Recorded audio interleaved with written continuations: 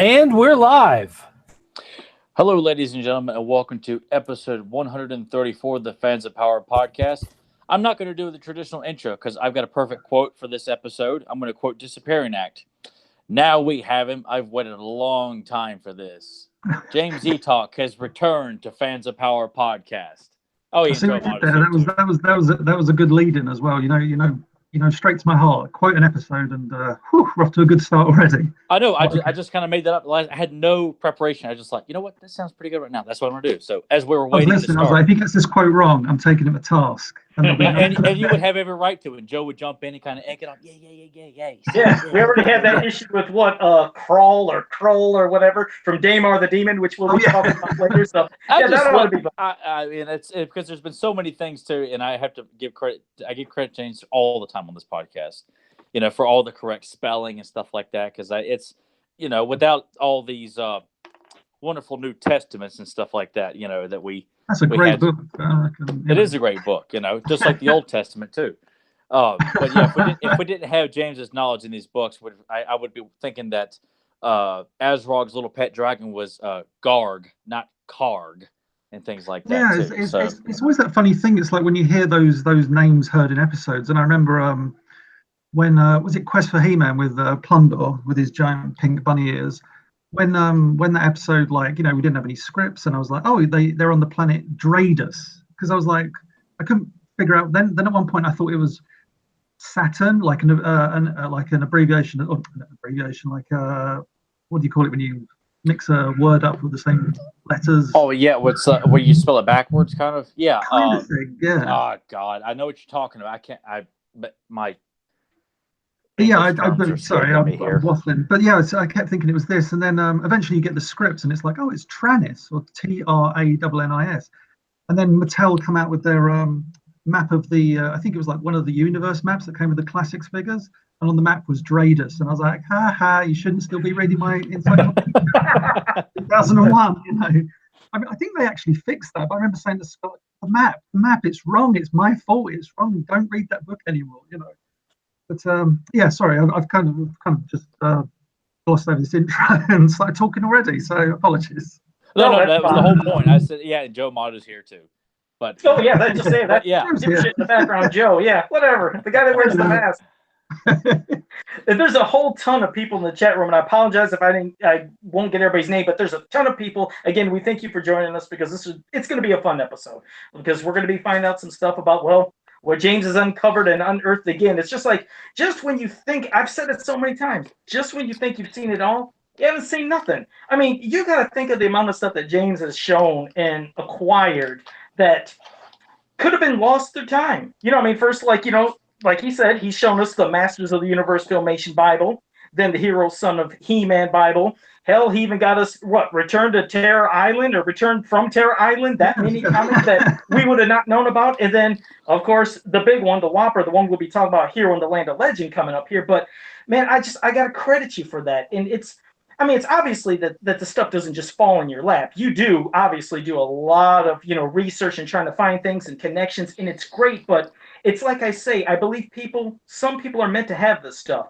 Because what are the odds that you've acquired all these things, pieces of history that, again, could have just been lost? Hell, that could have been just put into a storage bin somewhere or a locker. Somebody could have got it, gave it to their kids. They could have drawn on it, thrown it away. So just the odds that it landed in your hands is amazing. It's like if there's somebody that really is the keeper of the secrets of Castle Grayskull, I mean, you can see James really is a living, breathing person that is.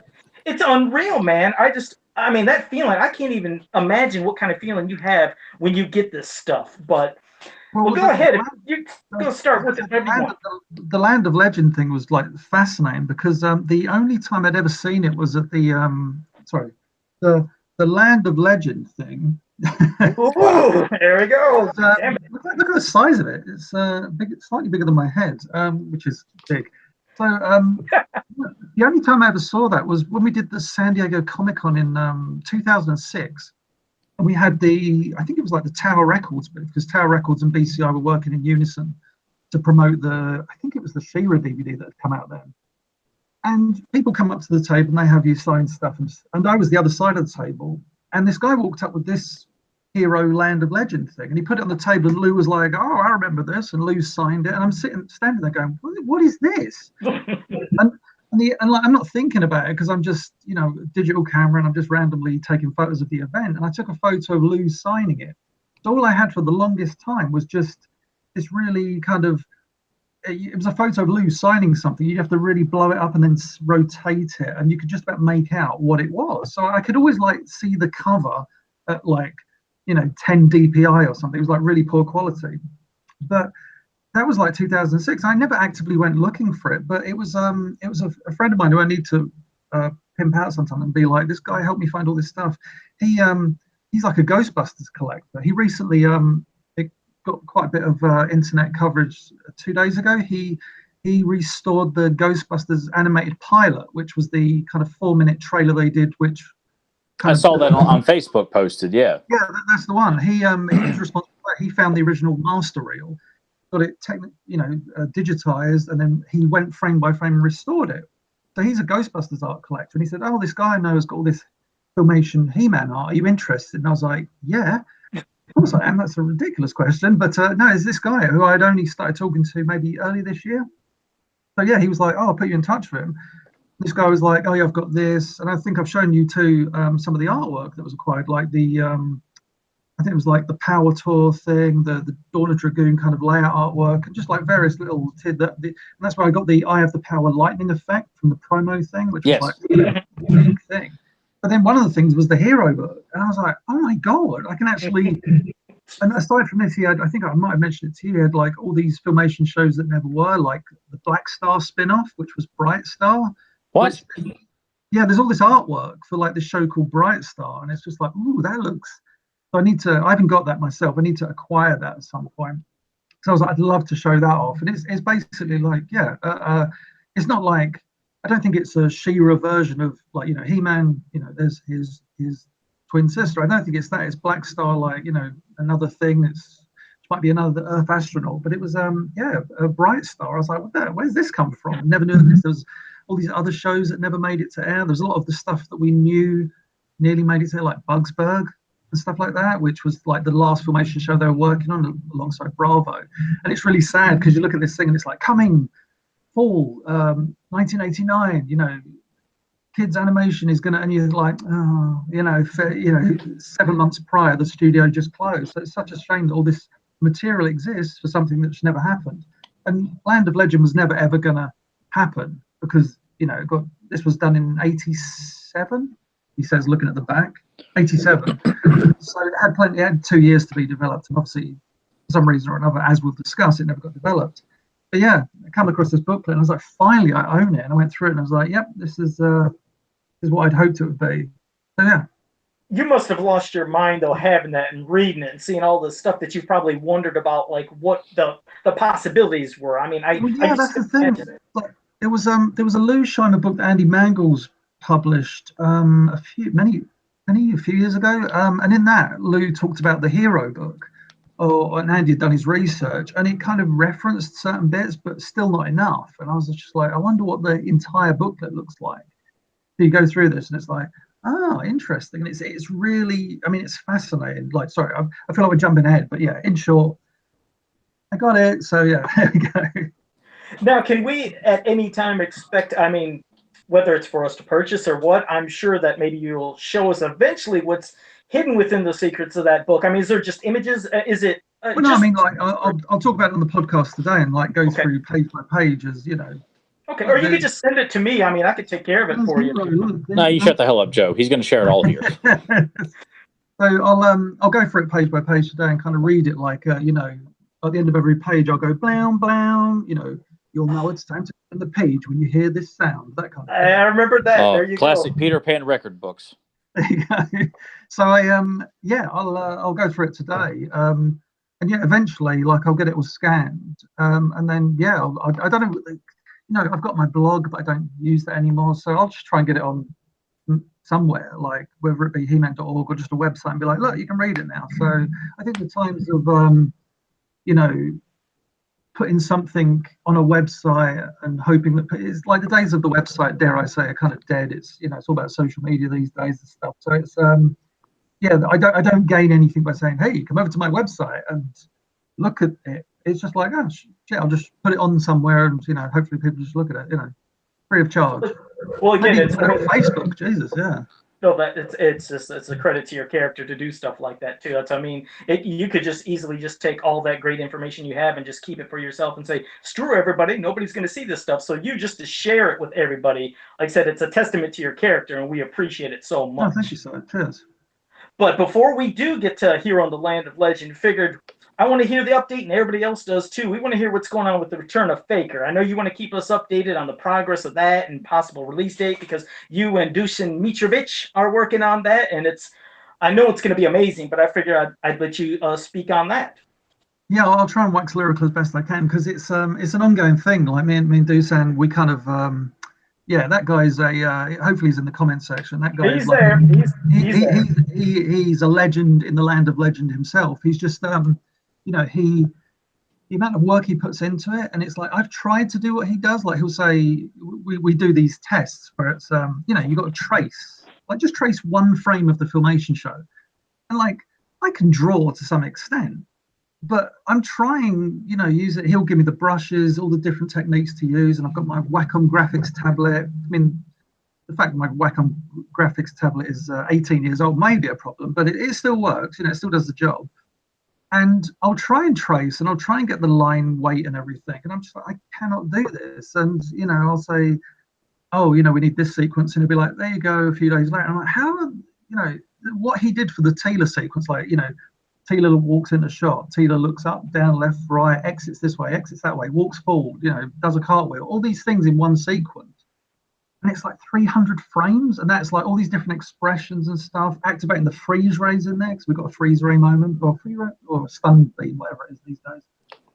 And it's all this stuff, and I don't know how he manages to do that. Like, as in, obviously time is one thing, having the time to do it, but it's the ability to do it. That's the tricky thing. Like I say, I will take these tests, and I did one. It was over the New Year. I was like, let me try it, and I traced just the face of Prince Adam. And I traced it about 6 or 7 times, and I just couldn't get it. And he replied, turning it into an animated GIF with Aha's take on me, because it had that kind of wiggly line art. And I was like, oh yeah, that's what it looks like.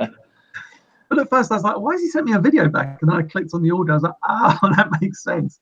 Absolutely mocking me, but at the same time, it was just like, yeah, I cannot do that. I can do like special effects and create backgrounds and direct and storyboard to the best of my abilities, but when it comes to tracing that, it's like, he's really the only person I've seen that can do that. You could have, like, one of the highest or best artists in our community, as it were, try and do the same thing, and I'm still not sure they could get that line art as precise as he does it. And I think you have to have a love for the Filmation brand as well, and he really does. Like, he'll really notice all the kind of little intricacies and stuff like that. So yeah, his work on it is phenomenal.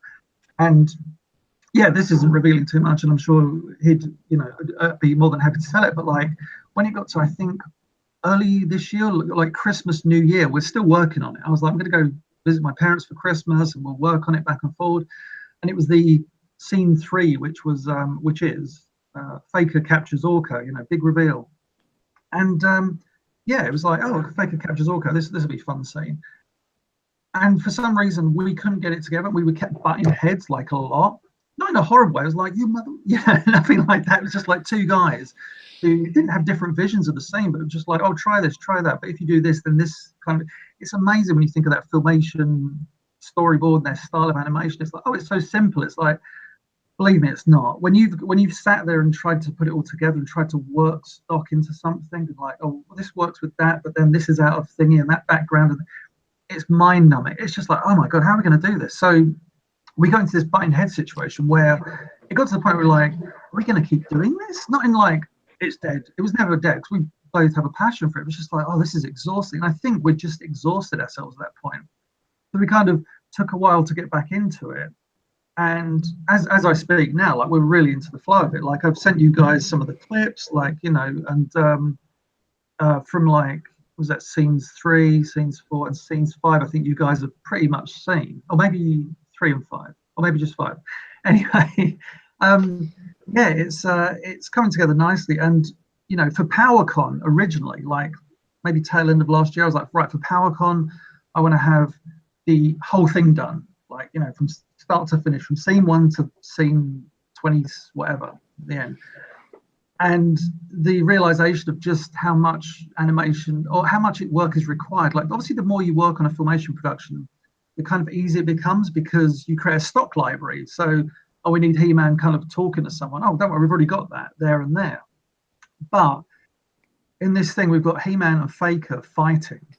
And that's where the problem comes. Because it's like, well, Filmation really didn't have much in the way of, you know, fisticuffs. They did this a lot, you know, and stuff like that. But there wasn't, you know, some real. So, you know, we're looking at Brave Star animation, Tarzan animation to kind of, because Brave Star has these amazing fight sequences. So we're looking at that. And it's all about, you know, you've still got the classic moments of, you know, I want to say like classic Filmation battles, like, oh, Faker's going to throw a rock and He-Man's going to punch it. You have to have that stuff in the battle. It can't be suddenly like, you know, He-Man jumps in there and does a flying kick and there's anime speed lines, because you're like, what the hell is this show? You know? We wouldn't want to see that shit anyway. So no, exactly. You need to keep it. Although I think we do have He-Man doing a flying kick because it's based on a Brave Star stock, but it literally is the character going whee across the screen. Oh, cool. But it works. But it's that whole thing of you got to keep it. You know, you want to have something slightly different, but at the same time has to fall into the Filmation style. Yeah, I've been saying to do something for like the last, I guess a couple of months, saying like, I really want to have this, at least let's have Act 1 done for PowerCon. I'm like, Act 1, if we can get Act 1 done for PowerCon, that'd be great, because then we're like, well, you know, next year, summer 2019, we'll have done Act 2, and then it's the whole thing. Fantastic. And I was looking, I think it might have been yesterday evening, and Doosan's like providing all this artwork and stuff, and I'm looking, I'm like, we're literally like one scene away from Act 1. For some reason, my brain thought Act 1 was about 4 scenes later. I was like, we're actually nearly done it already. So it's like a case of, I think we're going to complete Act 1 in time for PowerCon, and then just see what other additional scenes we can do. Because I don't know if you guys, did you ever see the He-Man and Teela in the Wind Raider scene? That sounds quite rude. No, I don't think you showed us that, no. Oh, right, because I showed that at PowerCon, because that was like, I showed scenes 1 and 2, and then, well, let's jump forward, and everybody was like, hey, but that never went online at the time, because it jumps forward in the story, and it doesn't reveal too much, but it's a very nice comedy scene. So yeah, waffling again, in terms of the Return of Faker, like, we're very much, yeah, on point. It's going really well, and yeah, I mean, it's going to be summer 2019 when it's done, and you get some people message and like, why won't it be done quicker? And it's like, there's literally there's 3 of us, right? There's me and Doosan, and we have Andrew, like myself and Andrew Kramer does colors, and Andrew Kramer can't color everything, so I'm doing that as well. So we're both doing colors. But it's a team of 3 at most, and we're trying to get the odd person here and there to help out with like animated backgrounds or like effects backgrounds or like, you know. I mean, it's not like the old days where they had tons and tons of people doing the show and the animation. Like you said, it's a 3-man exactly, crew, and it's like, you know, people say, I've actually had someone message me and say, like, the argument is, well, you know, Filmation from like 1982 to September 1983, or, you know, into 1984, produced 65 episodes. It's like, yeah, but there was a team of hundreds. Yeah, it wasn't like 2 guys going, you know, kind of thing. And I mean, don't get me wrong, what we've achieved thus far has been pretty epic for what we've done, but it's still just 2 guys. You know, it's like 2 guys who also aren't getting any money for this. It's like, it's free. It's a labor of love. You're right. It shows it's a labor of love, but it's also showing that you're not going to shortchange yourself, meaning, hey, let's rush this out and let's get it to everybody, and there you go. No, you want to put as much love and effort into it, which, you know, that, again, that means something. And hell, if that means waiting another year or 2, then, hey, we can wait, because the thought of having a new Filmation style episode after all these years is an absolute dream. And to have the Faker that a lot of fans have always wanted to see in the cartoon, it's like, that's just make it, you know, better. And just, I just can't wait. And that's why you said now December 2019 is what you might be shooting for, correct? I reckon summer to like maybe fall 2019. Ideally, I'm aiming for summer, because like I say, I really want it in time for, if there's a PowerCon in 2019, it'd be really nice to show it to a room full of people. Like last year's PowerCon, I showed 2 scenes, and that just went down like a room full of 300 people, like in, you know, just laughing at the right time, clapping, applaud. It was just the right stuff, and you're like, this is working, you know, because you're not sure. You're putting this together, and it's like, will that joke work? Where they, Merman's looking at an illustration, it's Snake Mountain, the toy version. It's like, is that going to get that? How can that everybody was just laughing about that. It's like, this is brilliant, and it's, the more it went on, suddenly there's like a fight between Faker and the evil warriors, and it was just, you knew it gave you that kind of assurance that it's going all right. But primarily, first and foremost, Dusan and I are doing this for ourselves, which kind of sounds selfish, but it's like no, we both talked about this many years ago, when it was just like, for the official YouTube channel, it's like, hey, let's do like a little 5-minute fight between Faker and He-Man, and then it kind of grew and grew and grew, and then the official channel kind of died, or we were sent on our merry way, and then it was just like, well, what should we do with this? Let's keep doing it. So yeah, I mean, I probably will at some point in the next few weeks. I keep saying this. I want to try and start a Patreon, but kind of have it for the Return of Faker and other projects as well, because there's other stuff we want to do. Like, we even talked about, wouldn't it be cool to like animate the scenes in The Power of the Evil Horde, the read-along book? Yes. Because it has information, dialogue and stuff. And it's like, can you imagine, like, if you have that, sprawling vistas of Snake Mountain and Hordak appearing in the sky, but it's all in the Filmation style. And it's just like, you're taking that book, the audio for that book, and then turning it into something visual. Like, I thought it'd be really cool. Oh, that's a brilliant idea. It is, and not only that, I mean, what Tyler and I spoke of before many times, which you've heard, where talking about the House of Shikoti, that real beginning intro that you have, like you said, and the little minis kind of storyboards. But what if you guys could animate the stuff that we've never seen there and add that to it? Yeah, that's the thing. I mean, like, the only downside to all of this is that, obviously, I'd always hate to be in the position where it's like you hire people to do voices, like, with all due respect to the Three Terrors cartoon, that was like, you had Alan Oppenheimer doing Skeletor, but I don't think he was incredibly well directed doing Skeletor. It was just like, I think you needed someone in the studio going, no, this is how he really sounds, not like you're just reading a script. And then you had at the end that kind of tag on with, you had Beastman and Prince Adam. Merman was still Alan Oppenheimer, but, like, in terms of like the other actors doing these voices, like Prince Adam was just like, oof, and Beastman was just like me doing this. It was just like, what is this? So that's why I love James, is that you don't hesitate. Look, if we're going to do this, do it right, and that's why I'm like, there is no question about what you and Deucin are doing for this. Like, I don't care what story you guys would want to do. I'm like, I'm sold.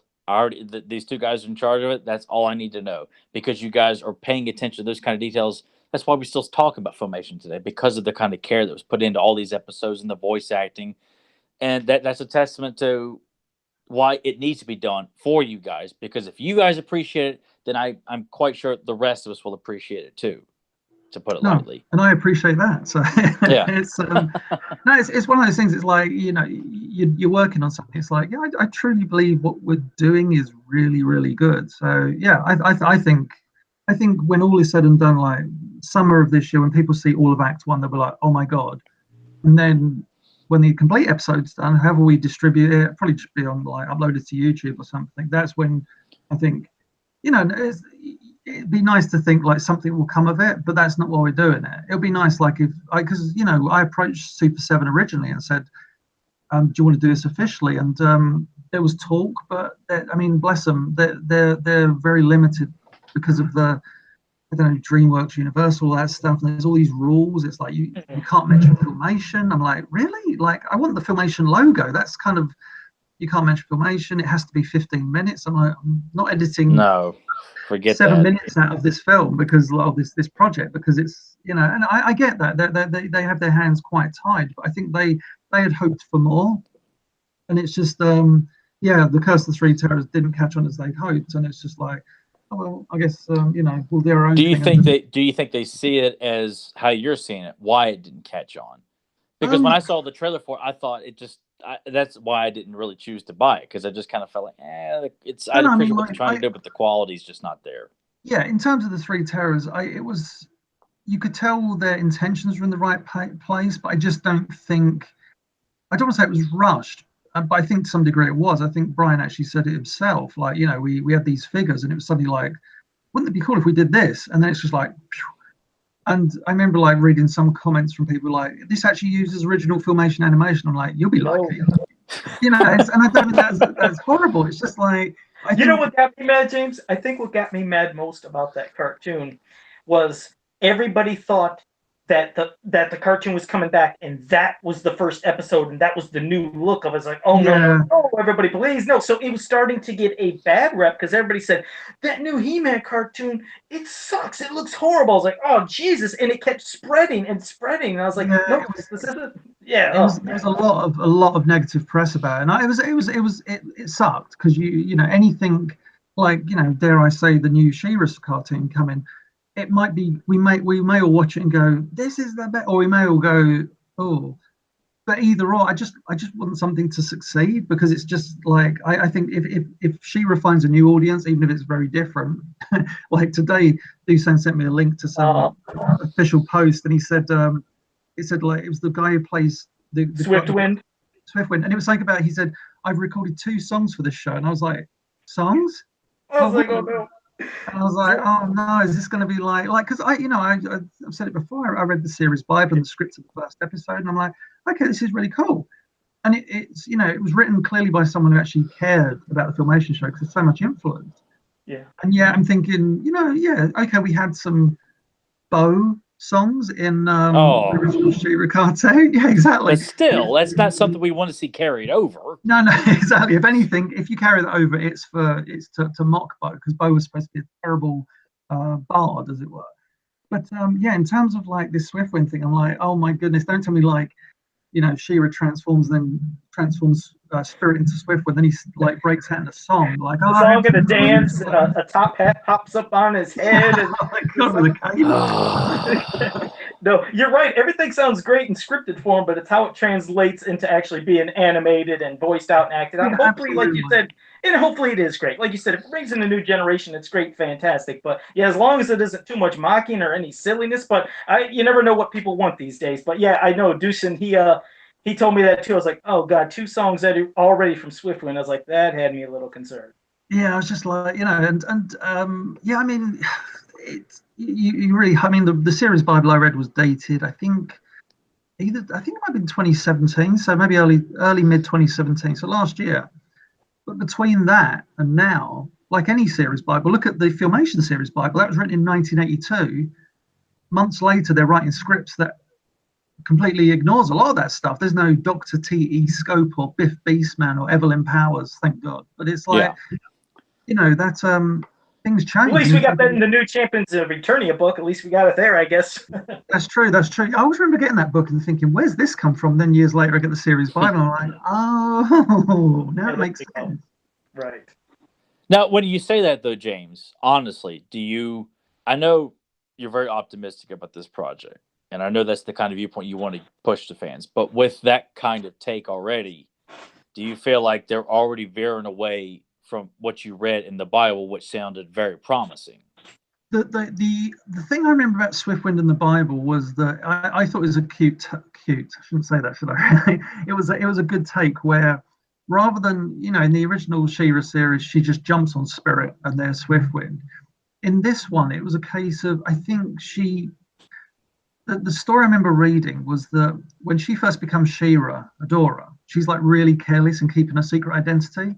So she's not like, oh, I better, she's literally comes close numerous times to just whipping out the sword, not in front of people, but just very carelessly.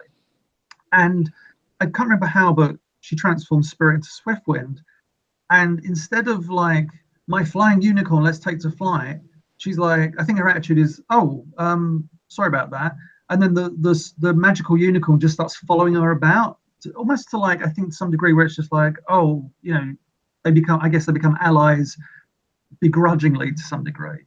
But yeah, all I can say is reading it wasn't as bad as the Filmation Masters of Space with He-Man and his wacky talking sword, which is still one of the worst things I ever remember reading in my life. Well, hey James, you said you wanted me to let you know if our buddy Grimbot in the chat room had anything to maybe correct you on or let you know something. He said, oh yeah, absolutely. Like, you know, that was the whole point of like, when it comes to the Land of Legend as well, please, if he's there ready, he's the man. Well, he has something in regards to the Filmation Bible. He said, "Remember, they started doing script before the Bible was completed." So that's true, actually. Yeah, we something we hadn't, I guess, kind of had noticed, but only really clocked. I think it was a couple of weeks ago. He might correct me on the way. It was like the Bible was written in December the 1st, 82, but the first script was like November the 20th or 30th. Like Diamond Ray was completed. So it's like, what? That's what he actually brought up. He mentioned about the Diamond Ray. He mentioned that was before the Bible. So yeah. Yeah, which is really weird. I mean, that's the beauty of this, and like even with the hero stuff, it's just there's all this development always, or there was all this development always going on. So it's so hard to try and pinpoint where everything takes place. And going back to the She-Ra cartoon, the new one, it's a case of, like I say, the Bible and the first script I read were written over a year ago. Within that time, with I'm sure execs and all these people and study groups, and it's way more worse. I mean, the difference is this time around we don't have a toy influence, but then we didn't with the Filmation, because Lou had the deal where he's like, oh, these are nice, but I don't want Stink, or I don't want this character, I don't want that character. I'll use these ones, but guess what? Roboto, I'm going to use this one once, and Bashosaurus, what was it? That was the ball buster, and he was like, no, I'm not using that at all. The ball buster. Yeah, it was like so I worry not worry, because I'm one of life's optimists, annoyingly, to some degree, but I still have faith that what I read will roughly translate to screen, because like the story arc, which is when you're writing a series Bible and you write a story arc, you're hoping to be picked up for 5 or 6 seasons, and the story arc they had was just like, wow. And the whole princesses of power thing comes into play, and it's just like, if they can tell this story, it'll be great. If only Filmation could have told, and this is no disrespect to Filmation because I love that show, but if the Filmation series could have had story arcs for a start, or even this story arc, where I don't know, it's just obviously I'm tied by what I can say, but just like if it's done really well, if this show is as good as I'd like to think it could be, then it'd be great. But yeah, I just don't want it to end up, and there's no way it will happen. It will end up like that Thundercats cartoon, because that was something else. Let's not do that. Let's not do that. That was yeah. So when Dusan sent me the link to that, I think I might have just gone to America, because I went to America recently. But I think he sent it to me maybe a day before or something, and all I saw in this, Facebook message was this image, and I was like, oh, it's like some funny fan art take. And then I realized it was a link, and I think I was in America when I watched it, and I was like, oh. So my take on it was, I said to Dusan, I was like, I could accept what that was for that. Like if that was like a Simpsons couch gag, where they would take something and do something wacky with it, but then we don't get an entire episode that's animated in that style because it goes back to what it was. With that Thundercats thing, I was like, oh, that's cute. And then I was like, oh no, wait, this is a series? Like, how can you have that level of wackiness and cynicism? And the guy with the top knot, like, bless him. Don't bless him. He doesn't need to be blessed. No, we need to bless him out. Bless him is probably one of the kindest things anyone said. But yeah, that whole thing about Thundercats lends itself to silliness. It's like, oh, like what was he watching? I understand what he means, but it doesn't hold up, because any concept holds. Rocky, I love the Rocky movies. Arnie, we're an Arnie fan here. Predator. I'm sure you can lend silliness to anything, because guess what? Alien comes from space and goes, and it's just like, yeah, that's. But it's how it's handled. Like Thundercats, talking humanoid cats, snarf, giant evil mummy. But guess what? If you take it seriously and keep it within it's perfect. But to say, it lends itself to wacky, like silliness, and then to only extrapolate that. But not only that, just utterly. I don't know. I don't want to say it because it sounds so melodramatic, like crap all over what. I don't want to say it previously existed, because I'm not a fan of. Here's something new. That's the end of that. But it's a case of you want something that at least like the Thundercats 2011 show. I don't know if you guys ever saw that. Yes, we did. Yeah. Yeah, I loved that personally. I just thought it was very different. But in terms of storytelling, character building, and everything, I was just like, oh, this is tasty. Don't get me wrong. Haven't watched it since. But that's what I would expect from a new Thundercats show, a new He-Man show, a new She-Ra cartoon, in that you take something and guess what? You try to make it as better. You don't devolve it. That was the thing. Like with this Thundercats, it's like we're going to take everything that you've seen, and we're just going to make it wacky and silly, and it's just like, oh no, what? No, it's terrible. Like I said, Tyler and I, we definitely won't speak of it because we'd lose our shit just like you kind of did, but we'd go worse because we really ranted on it. But I think the saddest thing is if you were to take away the title Thundercats from this new Thundercats Roar, and you were to look at all the characters lined up, they don't even resemble cats. You look at the original Thundercats and even the new cartoon, at least their features, you're understanding these are cat people. You look at this new one, they look like round, fat, animated characters. You don't even know what the hell you're looking at, which is sad. Well, this is the thing I've said to Doosan before. It's like I don't mind when someone reimagines something, but if you reimagine it so much, and we see it all the time in the He-Man community with fan art, and don't get me wrong, there are some amazingly talented artists, like on Instagram, on social media, you see all these posts. But if I see Evil Lynn and she's wearing a bikini and she's got a cape and a wand, I'm like, why is this even Evil Lynn anymore? If you I agree. don't get me wrong, the movie, the live action movie in '87, that took a lot of liberties, but it still kept the characters. Evil Lynn had the headpiece. If anything, she was more covered up, so her dignity remained intact. But it's in terms of, you take those characters and you still like. As much as I disliked the live action movie, because I like it now. Don't tell anyone. Yeah, no, it was weird. I watched when I was at PowerCon. We watched the Power of Grayskull documentary. Like, I guess the final cut as it was back then. The one by the guys. Wait, that's done because we haven't heard any update about that. No. It was done then, but they were having issues with distribution. So it was one of those things. But I think we should hear something. The rumblings in the grapevines, we should hear something by summer or see something by summer on Netflix. Okay. So I think, fingers crossed.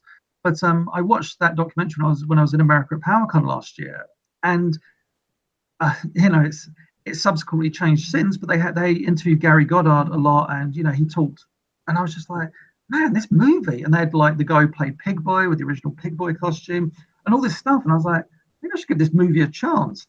So me and Lee went back to his one night, and I was like, Can we watch do you have it? He's like, I got it on Blu-ray. So like shoved in the Blu-ray and watched the live action movie. And I was like, okay, that wasn't as bad as I remember as a kid, because I was such a Filmation mark. And it was just like, wow, it's actually really, nice. And I'd always been a fan of Stout's designs and Mobius's early work on it and all that visual, like the sketches, that stuff blew my mind. But the film itself, I'd never really got it. And now I was like, okay, I can accept this as I once, as a kid, accepted the New Adventures of He-Man, where I was like, what is this crap? And then I was like, oh, if I treat this as an Elseworlds He-Man, it's palatable. So so going back to that thing, I think if you change something from its source so much, it's like, why even call it something? With Thundercats, yes, they still resemble the characters in terms of color schemes and colors, but they don't even look cat-like, which is so sad. Well, they don't need to look like cats too. They're humanoids with cats. It's just laziness. It's like you can almost read how they're going to write the characters. It's like Tiger's going to have a stick up his ass. Panthro is going to be like the salty old, and it's just like, but it's going to be done in that. Oh yeah. Anyway, one of my friends, he's a director at Disney, currently working on a few Disney shows. He said that a bunch of people at Disney saw that, not even fans of Thundercats, the original, and they were just like, this is awful. Because to them, it's just like, just lazy. It's just like, let's take that current style of animating, take a brand from the 80s, mix the two. There you go. There's a new cartoon. It's just like, no, don't make a new cartoon. Call it Cosmo Cats or Thunder Kittens or something. That's been done. But do something different. Don't just take something from the 80s, because the only thing they're doing is taking that brand to give them a head start. They're not going, oh, let's use this and pay homage to it and honor it. It's like, we'll take Thundercats because we can take our idea of this silly show and use Thundercats as a jumping springboard or something. Yeah. Blah blah blah. Sorry. That's what we've all felt too. That their backlash of saying, oh, we're not making this for you. Well, then make your own cartoon. Don't use Thundercats that only us adult fans would be aware of. Yeah, because clearly you're trying to get our attention by using the name and the characters. Yeah, absolutely. But I do want to say too, as you and Doosan have been working on the Faker project, and I know it's very time consuming, but as you're doing, me and Joe talk about this in private a lot too, because we were like, I can't wait to see it, but we completely understand why it's taking so long, because because we talked the other day, like people getting fussy about why it hasn't been released. Like, you guys do realize it's 2 guys, not the full staff, as we've already said. But has it got the juices flowing of like other ideas? You know, because I mean, like, is the Faker script that you put to this, is this something that you came across, or is this all your own ideas, like what you wanted to see from a Faker cartoon, or is this like a forgotten? It's all, it was, you know, I don't want to say it's all me. That sounds, it's just like my idea, because obviously Doosan's come up with numerous ideas in terms of the script. But yeah, it started off with, I think the idea was, yeah, I mean, like the script is, as you know, kind of taking dialogue from all these different episodes. There is no existing script. It was just a case of, you know, this brain up here knows, oh, I can give me a quote and I'll be like, oh, it's from that episode or whatever, so I can do that mostly. And with the Faker cartoon, I was just like, I want to see a scene. Like, it started off like with, like I say, it was on the YouTube channel. Let's have a fight, and then it was like, no, let's start from the start. And it was, the first scene was obviously Skeletor creating Faker or bringing him back to life. However you want, because people are going to say, is this the same Faker? I'm like, I don't know. It's just blue Faker. It looks cool. Don't read too much into it. And yeah, I just had this idea, and it just built the episode. And as we did it, like, one of my favorite moments at PowerCon was people coming up to me going, oh, I love the scene where Merman flies out of Snake Mountain, he's heading towards his death, and then the giant kind of pterodactyl saves him, and then it cuts back and it's Beastman using his telepathy. I'm like, that's great. And I'm like, yeah, that wasn't even in my storyboard. Like, I storyboarded that. Merman flies out of the Snake Mountain, you never see him again. I was like, that'd be funny, a funny joke. What happened to Merman? It's like, I think I said something to do saying like, oh, maybe at the end of the episode he kind of pulls himself up from Snake Mountain from somewhere. And then Doosan just starts sending me images of like this pterodactyl. He started coloring and animating, like what's he doing? And then he said, oh, let's have this scene. I was like, really? I don't know. I feel like that kind of extends it. Turns out to be like the scene that everybody talks about when they watch that Faker versus the Warriors scene. They were like, oh, that scene where, because it was that rare moment of, you know, a villain saving another villain. You know, they're always at each other's throats, but Beastman's like, I'm going to save old Merman outside. And that was like Doosan just absolutely freestyling. And yeah, so there's the storyboard. It was like storyboarded in place with the script. And it was like, oh, like, you know, this is, how do we get from point A to B? Oh, this can happen and that can happen. And you follow those Filmation He-Man storytelling traditions of, well, if we've got the sorceress, then she needs to somehow speak to Prince Adam. How's that going to happen? It's like, well, we could reference that, but then do that and then mix that around. And it's, I mean, because all the animation is from scratch. Yes, we're tracing, but there's still a lot of like work where you take a certain sequence and replace, you know, well, Faker cells don't exist. So you have to take He-Man animations, shove Skeletor's armor on him frame by frame, and then Doosan has to trace that. And it's just, and combine that with all the dialogue that, with, like you said, with your eidetic memory, and probably between Doosan also is thinking every piece of dialogue that you're going to take from previous existing episodes to put it into this to make one cohesive episode. I mean, I couldn't even picture doing something like that. Even like last night, I mean, that bit wasn't so bad, to believe it or not. Like, you know, really? I started going, I was like, oh, I can, you know, because I know the series so well. It's like I need, you know, for example, I need Teela to be angry at Orko, and it's like, oh yeah, there's I can take that from that episode. Like, because I will literally look at the episode list and like, what's that film where the kid plays computer games really fast? Was it Daryl or something? I can't remember anything. About the Wizard? No, not the Wizard. Although that did happen in the Wizard, didn't it? I think. I'm a vague 80s reference. I apologize. Okay, no problem. So yeah, and I will look at this episode list and I will just kind of picture all the scenes and dialogue as fast as I can. Not like, but just like, okay, no, yeah, she's in that, no, she's in. And there's stuff I'm missing, obviously, but it comes together quite quickly. But even as recently as last night, I was saying to Doosan, oh, this scene with these 3 characters, I really want to, you know, change the dialogue to make it work better. So, you know, even as of last night, I'm like, this is scene 6, which takes place in the palace. I'm like, I really want to change this dialogue. So I'm working on that, as, you know, kind of like as we speak. It's like, right, this needs to happen. She needs to come in from over there. He needs to, yeah, blah, blah, blah. So it's always like a work in progress, even though it's the building blocks are in place. But as I speak, the entire fight scene between He-Man and Faker is not storyboarded at all. We've got ideas of what we want to do. And I sketched them all out on, like, I was in a coffee shop. I've spent a lot of time in coffee shops working on this. And I was, I'd be storyboarding this fight scene. So like, the fight scene should be epic, because you got kind of like the level of animation and fight scenes from Faker with special effects, as well as just lots of really cool ideas. And Evil Lyn and Skeletor are like watching the fight, like almost as spectators, not eating popcorn. That'd be quite good. We're not going to do that. But yeah, it's like all these different ideas, and it's a constantly evolving project. But it's nice to look back at scenes 1, 2, 3, 4, and 5 kind of and be like, they're kind of done now. But it's something I'd say this, and Duke's probably going to be like, oh God, hearing this. But I still think, like, even when we're done, and like maybe we're a month early, we'll be like, maybe we should just like maybe tweak that and change that, maybe shoot that from a different angle. But by that point, we'll probably be insane and be like, I just want it to end. So yeah, we'll see what happens. All right. Well, I was going to say, before we move into the whole Hero in the Land of Legend, which you'll start showing and stuff. The whole project of the Return of Faker. Now, you were speaking of Patreon. Now, do you have a Patreon page already, or is it something you're going to do, or what? It's something like I've kind of set one up, but it's not even at a stage. Actually, I don't even think it's live. I started typing things, and I was like, I'll come back to this. So I'll definitely do it in the next few weeks, because it's not about like I want to make money. It's just like there are other things I could be doing, and I don't mean that in a horrible way, because we want to do this, but it's like there's other things I'd be doing. Just be like, if neither of us working on Return of Faker, it's like, well, how else could I could work a 9-to-5 job, which I would hate. Don't get me wrong. Like I used to work in an office. I've done that before, but it's I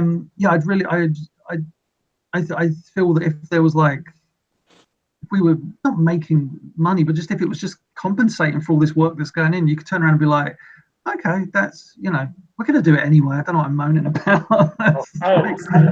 Money or no money. But yeah, I'll definitely set up a Patreon and be like, please give us $1 a month, and then here's a reward, here's $5 back. It's like, this isn't working. So yeah, we'll see. Oh, let me ask one quick question too. Now, I guess what I was trying to build to originally was that as you're working on this, are you coming up with like other ideas for episodes that obviously but also, like, I guess what I want to say is too is that, are you limited with what characters you can use? Because obviously Cyclone is in maybe, I think, 2-3 episodes max. Lizardman's only in 2, Mossman's in 1 or 2 episodes, I think. Do you feel like you have to use a set cast of characters for you and Deucin to do full-on episodes because of the amount of dialogue? I think that's a problem, because people are like, the one request we seem to get quite a bit of, or the one that people are like, oh, you're going to do an episode with King Hiss, and it's like, I'd love to do that, but you're talking about creating a character completely from scratch and animating them completely from scratch, and it's just like, I don't think that's doable. Yes, dialogue is possible to some degree, because if you think about Alan Oppenheimer doing all those guttural villains, like if you take all those guttural villains, like your Azrog wasn't guttural, like all your guttural villains. He was he's badass, but you take all these villains with like very deep voices, by one voice actor, maybe you can take something out of that. Because like I said to you earlier, I don't want to go down the road of like starring James Eatock as King Hiss, and it's me going, oh, hey man, I'm gonna get you. It's just like, oh, well, who's this muppet? I always want it to be genuinely filmation, so I'm very wary about that. But so we are limited. I mean, the idea of doing another episode, it would have to be with characters that already exist, and even then it's a stretch. Like Faker was always, I thought, something that's quite achievable, because it's like, well, you can voice him, because you take He-Man's dialogue, you downpitch it, you give it a robotic tint, and there you've got your villain kind of thing. And that was nice, because it does feel fresh. I think trying to do another episode might be pushing it, but I don't want to rule anything out, because between now and then, like as we've seen over the years, you never know what's uncovered. Like someone might come up, oh, here's a bunch of audio from something, a deleted episode, or technology even. There was this time, about a year ago, when Adobe were talking about this technology where you can take a voice and then replicate that voice, type anything, and it perfectly, which is grounds for terrible news stories to follow. Like if you can just impersonate someone's voice. But on the plus side, can you imagine like sampling loads of John Irwin's dialogue for He-Man and then being able to type anything? Like you could create new episodes. It sounds really classless, but like Linda Gary could live again and voice Teela and have all these beautiful, wonderful sorcerers, Queen Marlena, Evil Lyn dialogue, and it's just, you know, obviously it's like, yeah, you have to honor these people, but it's, you know, I always said, like, Linda Gary is the one person out of the entire filmation that I would love to have just met her and shook her hand and been like, oh my God, you know, not only a great voice actor, but it's just everything about her character and the character she voiced over all these different cartoons. So yeah, it's we are limited, but like I say, I wouldn't rule anything out just because 3 or 4 years ago I didn't even think we'd be here. 3 or 4 years ago I didn't even think we'd have this. You know, it's you never know all this stuff. These things just come out of nowhere. Like I said, that big filmation batch I got recently, it's like, where's, I now own this I Have the Power lightning effect from a promo that I saw when I was 5 years old. Here it is. Wow. How have I got that? It's just you never know what's going to come out of the woodwork. So I wouldn't rule anything out. It's just the idea of doing another episode is tricky, but other things might happen. The 5-minute silent He-Man short, you know, I don't know, whatever. That's awesome. All right. Well, James, thanks for all that info on the Return of Faker and everything you just said. And now we're going to have to dig right into Hero in the Land of Legend. Obviously, you're going to be taking over here and showing pictures and talking and probably giving us all well, I won't say that word. But yeah, we're all going to be excited, needless to say. Okay, so I'll try and do this as best I can. So, Hero of the Land of Legend. Can you see that okay? Yes. Yes. Oh, there's a reflection of Tyler, I think. Oh, there's Joe in the reflection. But yeah, it comes out. We'll just make sure we don't talk and let you do the talking. That way the images show up. It's fine. It's fine. Please, you know, feel free to cut in any place. Now, I will have to say this is based on the hero, the wizard, like not Dare Gray. Well, this is the thing. This is where it gets weird. So actually, before I start, I'll do this, and then I'll go through my notes. And be sure to check Dusan's comments because he'll be able to help me remember certain things. So, kind of what I was talking about before. It's like with the whole He-Man and, you know, He-Man and She-Ra was their brand. And then when sales of She-Ra started to wane, they're like, right, what are we going to do next? What's the next thing? And obviously Powers of Grayskull, the toy line, was the next thing. This is where it gets interesting because obviously 1985, you had the Powers of Grayskull concept and the mini comics were hinting at Hero, you know, he obviously was never shown, but you had the, you know, the Turbodactyl, Tyrannosaurus Rex, and the Binotops, I think it was. Yeah. And the story was very much of Hero versus King Hiss, and the technology of all these dinosaurs was involved. You're like, okay. Around the same time, you got the newspaper strip, which is published by Filmation, which is happening. You got all these, you know, you got Gerald Thornton, I think, was Jim Scholl the writer? I forget. But yeah, Karen Wilson, Chris Webber, I think, were the writers as well. So you had these people working on the newspaper strip at Filmation. But we're getting notes from Mattel, and Dusan showed me these notes in, I think it was the mini comic book by Dark Horse that were published, like these script pages. And it says in there,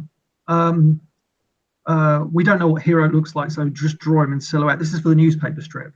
With regards to King Hiss, this is where it gets interesting. They're like, you know, the toy exists, but we're not going to use him in the cartoon. Like, pretty much like, I think they reference like Robbie and someone else. Oh, they're not going to use him, so design King Hiss however you want for the newspaper strip.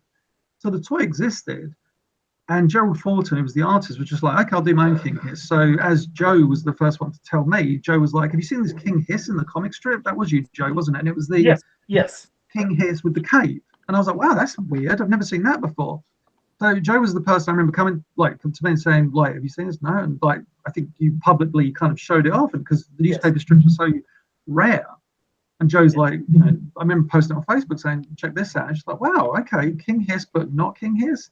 But the toy was already out, so Gerald Thornton obviously took his own version. Again, be sure to check Dusan's comments on the YouTube thing, just in case he's going, Eatock is speaking a load of crap. I'm like, I'm sure I'm pretty right. You never know.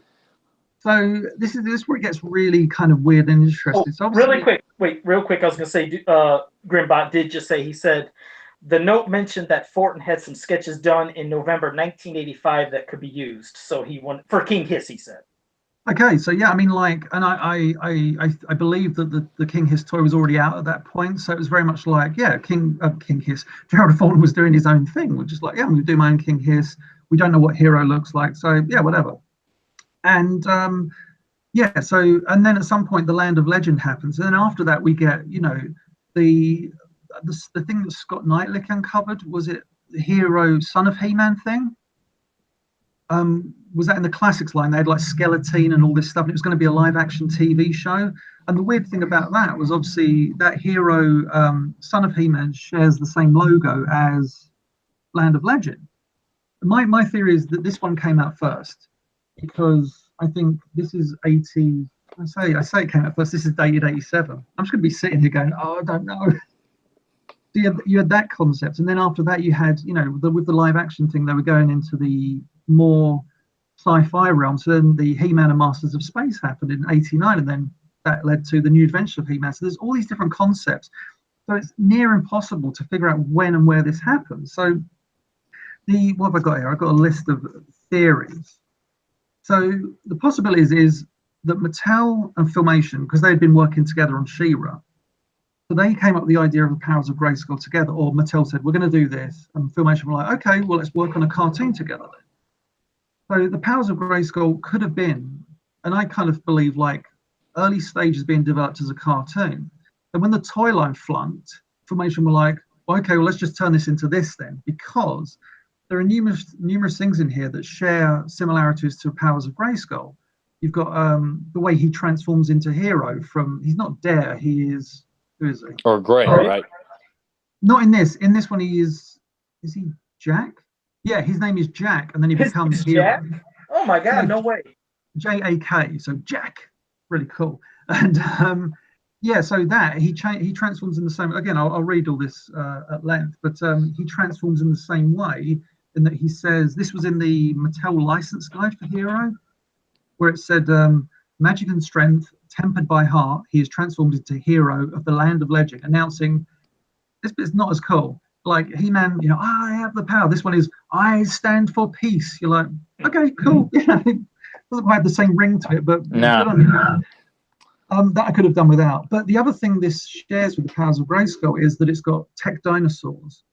But this is where it gets really interesting. It has, tech dinosaurs, but it has lizard-based villains. But primarily, it features what we think, because Gerald Fulton was he was doing the newspaper strips, but he also was a character designer at Filmation. He designed numerous characters on the Filmation show, but he also worked in their department of like conceptualizing characters. So in here, you've got a character, I'll go straight to him, that looks a lot like, let's see if we can get him.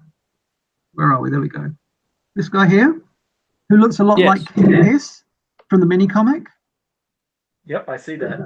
Is that upside down? Oh, is it upside down? Sorry, I'm showing. I thought it was meant to be like that. He was meant to show upside down. Yeah, sorry. There we go. So wow, that looks cool. So there's that. Unfortunately, he's not called King Hiss. He's a sidekick, and he's called Slimy. Okay. SLY-ME. Title space. That's great. But that's the other thing. In some of the illustrations, he has like a snake arm as well, so you can tell it was being worked on a lot, being developed. The other thing, of course, like so I say, you've got King Hiss. You've got what other ties in here? I'm trying to think. So obviously, Hero's costume, as you'll see here, there he is. So he shares certain elements with, he's got like a H. He shares certain elements with, the Hero we knew, and also like when I saw that, I was like, oh, that's Hero's wand that he has, and I still believe that this was developed as like a Powers of Grayskull cartoon. When the toy line died, that Filmation were just like, let's try and turn it into something. Hence why there are so many kind of elements that carried over. So. I mean, do you want me to read it page by page? So it's like this. Well, you could at least show, if anything. I was going to say, Grimbot mentioned something about, he said, show the pic with the crown. Do you know what he's talking about? What did he say, the clown? The crown. Oh, like, there's a clown in it? I There thought better not be a clown. Joe said, too, there's a clown in here? God, Slimies and clowns? with the crown. Sorry, Dathan. Tell him I'm sorry. I'm just trying to find it.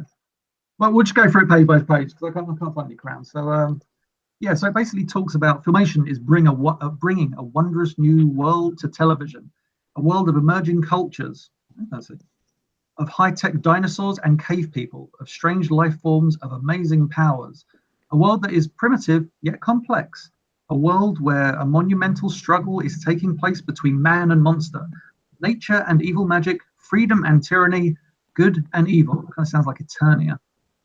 A world of outstanding heroism and outrageous villainy, all coming excitingly to life in the richly detailed animation of Filmation.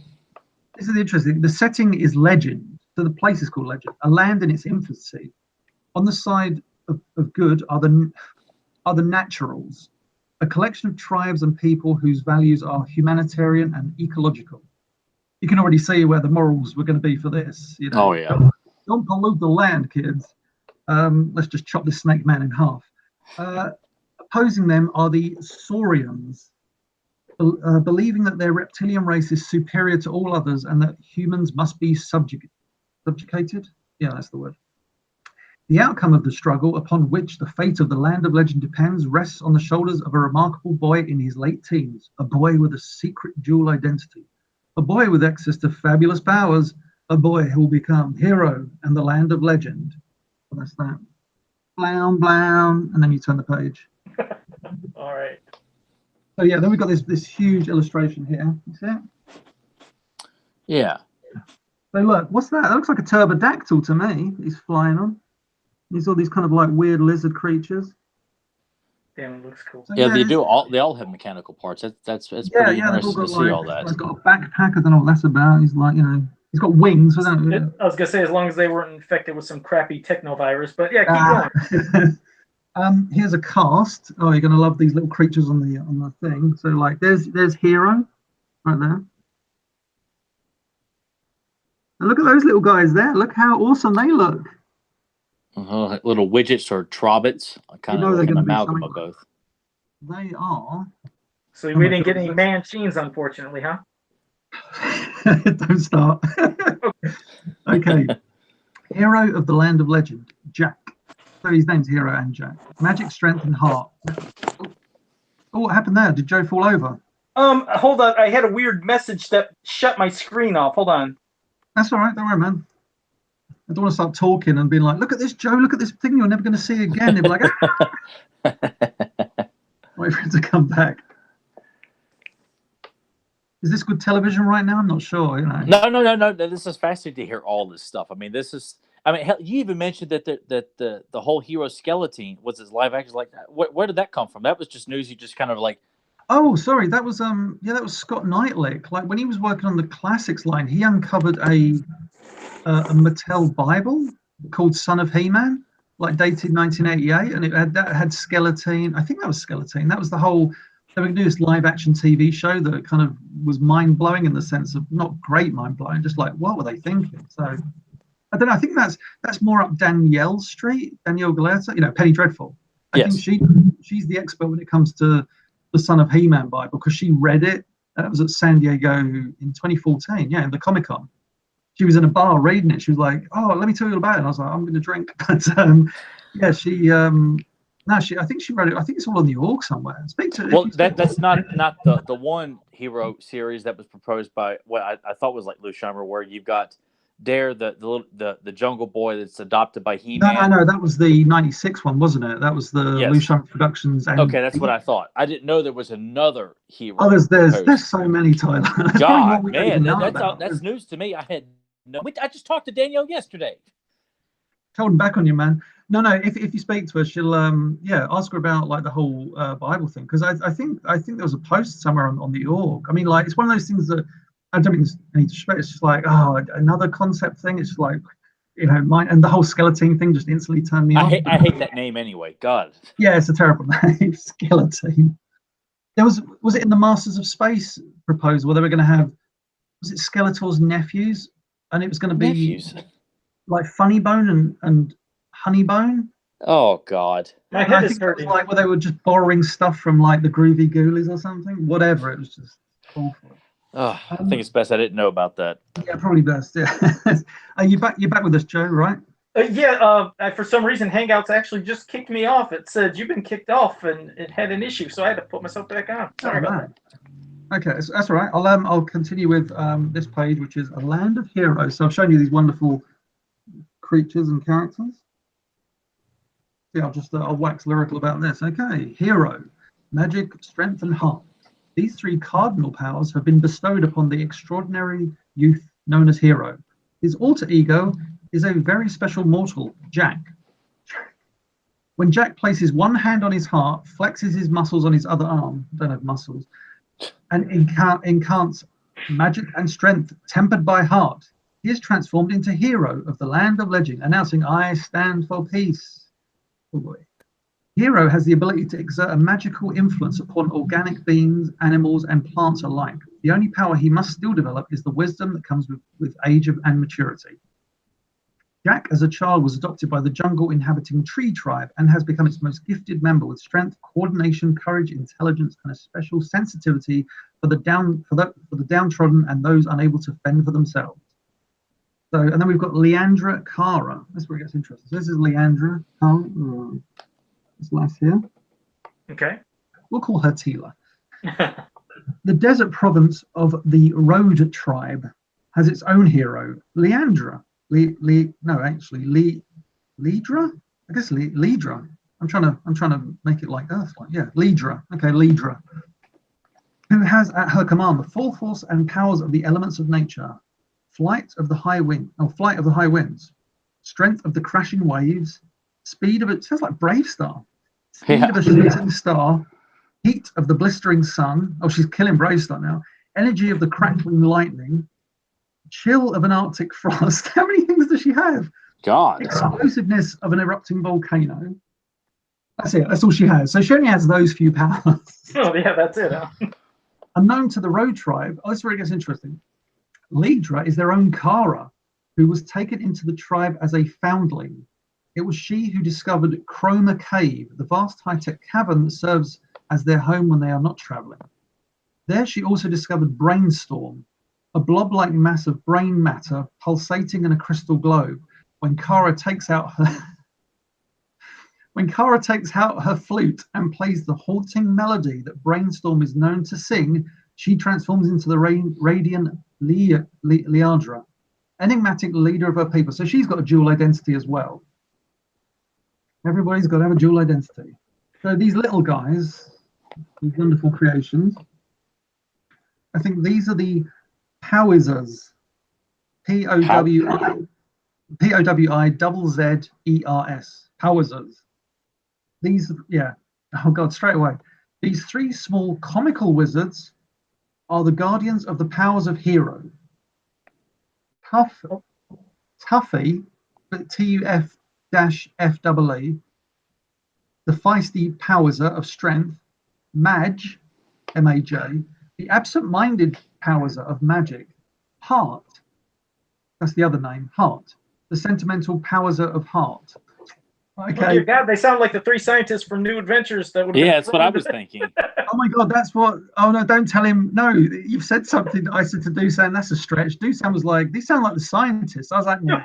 I said this. Well, that's crazy. I guess great minds think alike. Doosan, don't acknowledge what Joe or Tyler said. Please do. Please do. Next is Limbo. This I can't see a. Oh, actually, that might be Limbo. Limbo, the legend version of a hipster. He shares Jack's penchant for adventure. His species has adapted to the arboreal habitat by developing the ability to stretch their limbs to incredible lengths. Oh yeah, as they swing from branch to branch. This guy's called Limbo. You see Limbo? Mm-hmm. That's Limbo. Looks like a Dr. Seuss character. Yeah, it really does. Next we have Kyle. Oh, this must be this dude. This is exactly an inspiring name. We've got Kyle. Kyle the Ape Man. Yeah.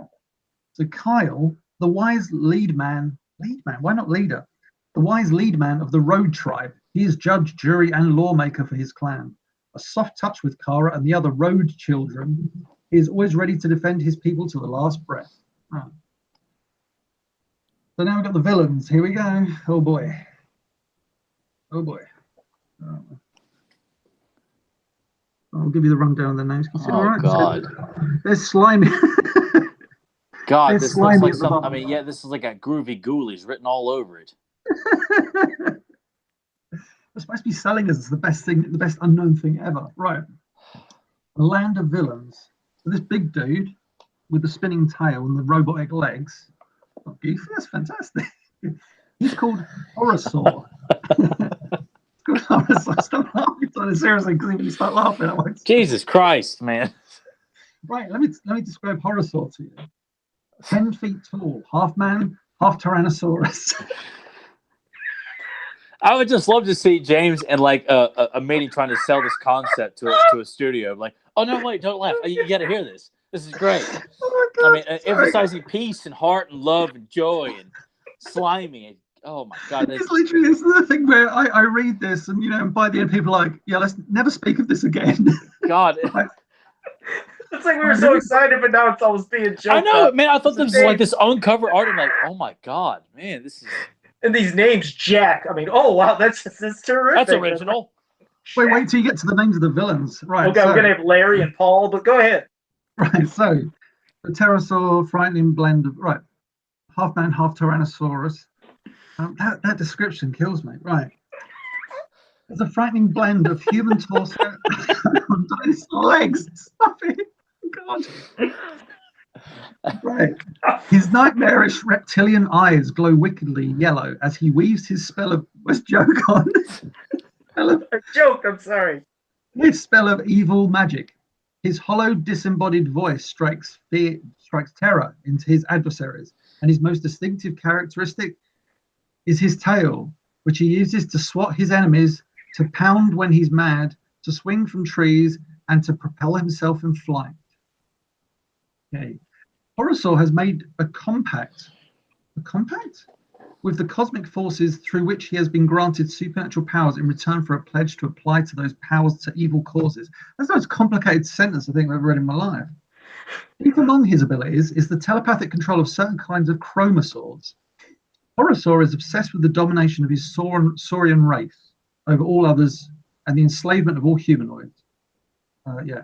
Anyway, so we got Slimy. So that's the King Hiss wannabe. Oh, that's where he's got the crown. That's the yeah. Okay, yeah, that's what Deucin was referring to. Was that? Yes. So Slimy, the most inept of Horosaur's minions. Slimy is the most frequent whipping boy and target of Horosaur's tirades. Stupid and incompetent, he can't even control the snake, which is his own arm. Is that the exact description which you just read? Yeah. God, he said. James says it with so conviction, like, yeah. God, this is so lame, man. There's no control. Hey. And James was so enthused. I'd like to share this. Like, oh my God, we're gonna get the first hand of like. It's just this deflation. I just feel like I'm gonna sink down deeper and deeper into my seat here. I can imagine everyone who's tuned in to watch this is going, you. Right, so. God. Hey, we've got to describe the next character who's known as Tarpit.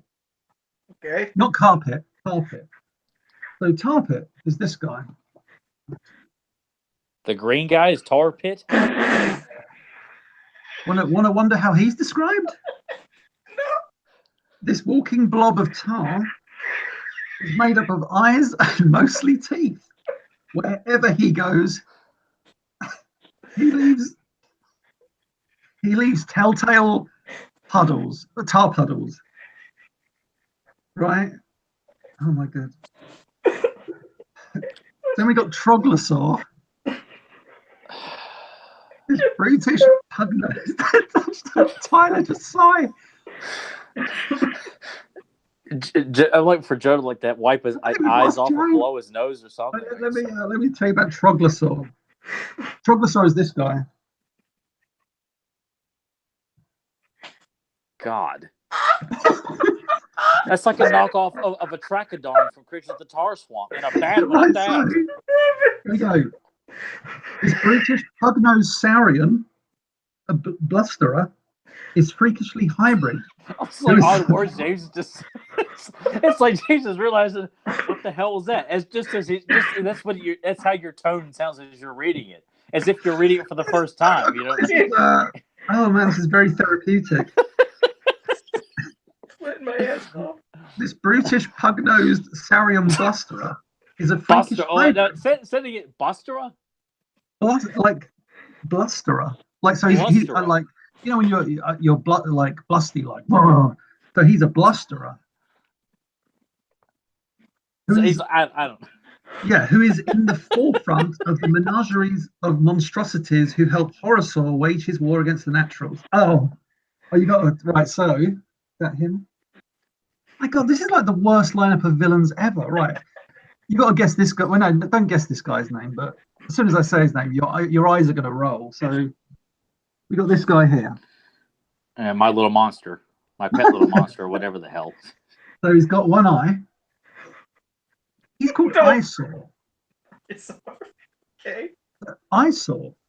This grumpy, stumpy creature has a vicious mouth and a giant eye on which he can project all sorts of visions.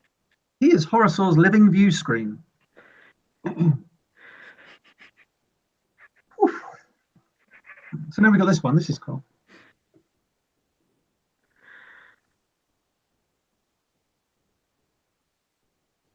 Okay. Just dead silence, man. Just dead silence. Hero fights threats to Treetoria, a huge arboreal complex. Treetoria is a world high in the treetops, connected by an elaborate network of catwalks, vines, and structures. Not only is it high, it is high tech. Even the trees can be part metallic or mechanical, sentient and mobile. Living in Treetoria are the members of the tree tribe, a peace-loving. I just love how James is reading this. It's just like, oh, complete horror on his face as he's reading it. A piece, right? So, oh, just like by the end of this, like there'll be two people watching. I swear, right? Joe over there squeaking.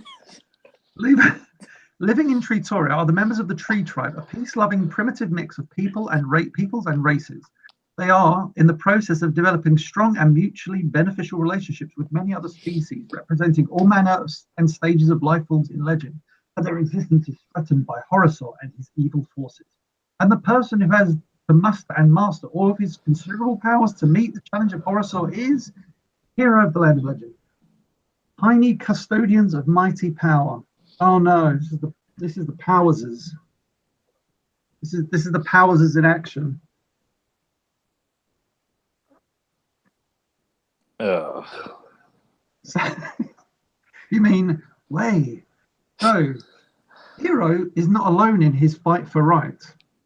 The Powerses are the custodians of his powers. Oh, I see. Right, and I've just realised how this works. Working together, they are able to combine the qualities of strength, magic, and heart to achieve a psychic balance and maximize their collective power. Even Horosor and his henchmen are in awe. Oh my! As the Powerses streak from their home in Potentree and spin around like electrons or orbiting the nucleus of an atom. It's like a slightly barbaric Captain Planet. It really is, yeah. It's like these, yeah. With your powers combined, I am Hero of the Land of Legend. Let me just chase this guy with one eye and a spinning tail. Yeah, what a threat. Blow my nose. I'll just blow it out of camera. Yeah, and I got to take a stiff drink after all this. Oh my God, Joe. Tyler, Jesus, I'm sweating so much, and it's a good thing, like they said in the chat room. We're getting away with that easy. I'm back. You ain't no break for you. Here we go again. Oh dear Lord. Sandscape, the desert province. This is where things start to look a bit interesting. So it's like, oh, this is pretty cool. Okay, I'll give you that. That looks pretty cool. It's like these guys, and even the little robo dog thing looks pretty cool. In another part, with robo and dog things, but go ahead. Yeah. In another part of legend is Sandscape. Standing in contrast to the steamy jungle of Treetoria is the desert province of Liadra, whatever her name is, and the Road Tribe. Sandscape is supremely arid, scanty in vegetation, and subject to blistering heat, stunning cold, Steve Austin, and sudden climatic onslaughts of all descriptions. There is a primal beauty to Sandscape, but it offers little shelter, and only vigilance stands between life and utter destruction, or life and death. Wanderers of the desert. Okay, this is a big, nice picture. So we stop here. Nice formation panning shot here. Yes. So that. What's all that about? So, crisscrossing the perilous deserts of legend are the nomadic vagabonds, the Road Tribe. While other tribes enjoy their relative security of inaccessible tree works, granite caves, or high plateaus, this tribe leads a starkly different life. Fiercely independent, they have chosen a riskier existence. business. Okay, this is an action shot. Here we go, ready? We go. They're driving along, they're in the little vehicle, see that? Get him. There's Hero on his whatever that is. Two-wheel thing. Yeah. Probably got a really cool name. Really? Fast-moving action. For the road tribe, it is a life constantly on the move, living by their wits, with danger and ever-present companion. Streaking through the wastelands on their souped-up, here we go, we've got the name, with their souped-up prehistoric bash buggies. God, they like speed and they like action. Wait, they get plenty of both. Oh! They get plenty, man. He's got 1 million of them. Here we go. Magic and mystery. We're nearly there. So, magic and mystery. There's a picture of Hero, of his little friends. What's going on there? He's saying to the little pink guy, "You killed the show. Thanks for that." Mystical powers abound in the land of legend. As Hero learns them, they are to play an important role in the challenges he faces. And what a challenge it is. The entire fate and future of humanity is dependent on it. Very nice picture here. Oh God. Let me try and get this. So there's Hero, and he's got green hair now. Don't ask me. Oh, that might be Liadra when she's a He's got green hair and he's got blue hair. Yeah. This looks like something the prairie people would do. Anyway, so this is like, I guess, Filmation's summary. New heights of adventure. Hero and the Land of Legend takes television animation to new heights, an unsurpassed wonderland. And let me start that again. Hero and the Land of Legend takes television animation to new heights, an unsurpassed wonderland of imaginative adventure. Wonderland is throwing me, sorry. Two mystical protectors, Hero and Liadra, with totally different backgrounds and ever-changing relationships, ranging through fear, suspicion, respect, and devotion. Don't start. Her ability to harness the powers of the elements. Hero's other identity as Jack, a gifted, caring boy. Liadra's alter ego, the strange and different young girl known as Kara. The good people, the naturals with their desire to coexist, the evil Saurians led by the man-beast, Horosaur, with a fierce determination to rule over the humans. The jungle life of the tree tribe, the nomadic journeys of the road tribe. Robo-organic chromosaurs, biomechanical plants, animals, and people. Mechanical missing links, stalking an underground labyrinth of steel-lined caves. Mystical wizards. Use a full stop. Mystical wizards sharing the knowledge of the ages with primitive humanoids. Computerized kelp creatures crawling from the ocean to attack a village of jet-powered plant people. Did someone write that after smoking some weed or something? That's crazy. Some jet-powered plant people in here too. Wow. Dozens of intrigue. Oh my goodness. Diesel dinosaurs fleeing erupting robotic what is an erupting robotic volcano? Dozens of intriguing characters representing a full spectrum of life forms. Amid contrasting settings of natural beauty and supernatural terror, the struggle of an evolving civilization unfolds. Soon, audiences all around the world will be caught up in the continuing saga of Hero and the Land of Legend. Two things. One, James, thank you so much for sharing that with us. But two, Tyler, did you feel like maybe we were part of the biggest gag in history? I think that was probably the biggest letdown I've ever had on this podcast. They made this. Could you picture that Deucin and James sat together and thought, let's make up something called Hero and the Land of Legend. Let's just make a whole bunch of crazy shit. I'm going to post about it like I just uncovered this, and I'm finally going to read it to everybody. It was neat to see, but that was definitely some... Ooh, there were some moments there, James. Jesus. Hand on heart, that was not like a gag thing. Like I uncovered it, and I kind of skimmed through, and Doosan and I kind of like got our minds racing of, wonder when it takes place. So this whole thing was fascinating. But literally, just then as I was reading it, it was one of those moments where as you're reading it, you're like, and I think as soon as we started laughing, it just made everything so comical. And the idea of like a bad guy that's using his tail to take flight, and every single villain he's got around him is useless and even described so. The one guy with flapping arms. Yeah, snake arm. Like that moment when I read that, I've read that before, but like the talking snake arm, I was like, oh man, like I said, that took me back to the He-Man and the Masters of Space pitch by Filmation, which had He-Man's talking sword, and it was like a sassy talking sword, like, oh, He-Man, you don't want to go in there, you big silly. It's like, oh god, I just want a power sword so I can, not drop anything, but like, deflect some laser blasts, not be like wisecracking with me going, hey He-Man, we better get over there really quickly. It's like, okay, power sword. You don't want any of that. So the talking arm, as soon as you read that, you're like, I can see what they're doing with this. But gags aside and what it is aside, it's still like I still am fascinated by like where it takes place in terms of how it links to everything, what it might have once been, what it became, or what it then became. Like I just, it's definitely, you can see it does have strong ties to Powers of Grayskull and oh yeah, clearly the whole thing. But it comes down to this: was it the Powers of Grayskull? Then they ditched the toy line, and Filmation just turned it into this.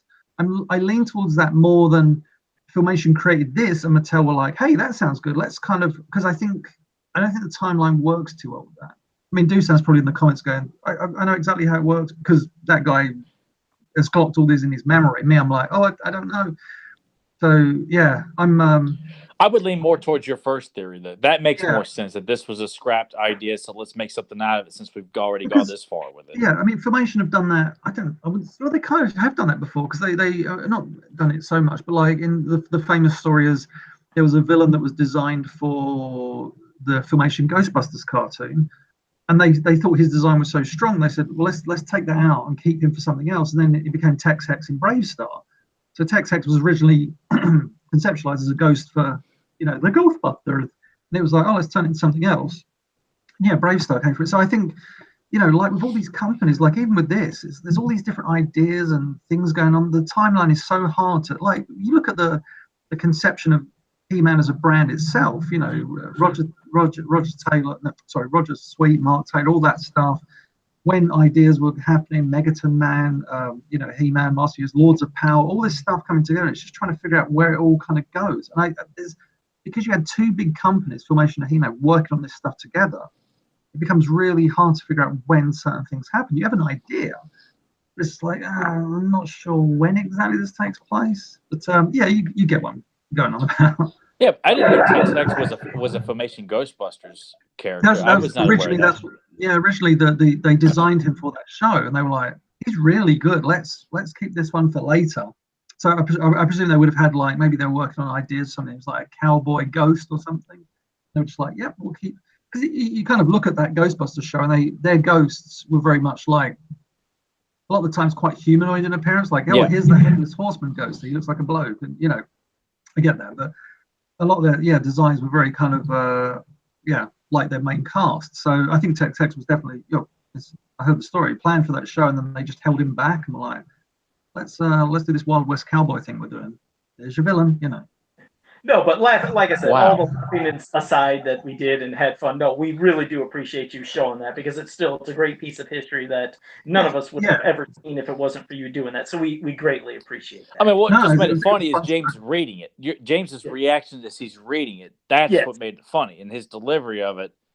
And granted, there's some very lame designs in that book. God, but yes, it's really, and I'm always fascinated by. I mean, I tend to be even more fascinated by movies that turn into train wrecks and what went wrong. This is one of those things. I'm like, because of its ties to Powers of Grayskull, that makes it so much more fascinating. Of like what, and like you clearly see with all the dinosaurs, the technological parts, the hero character himself.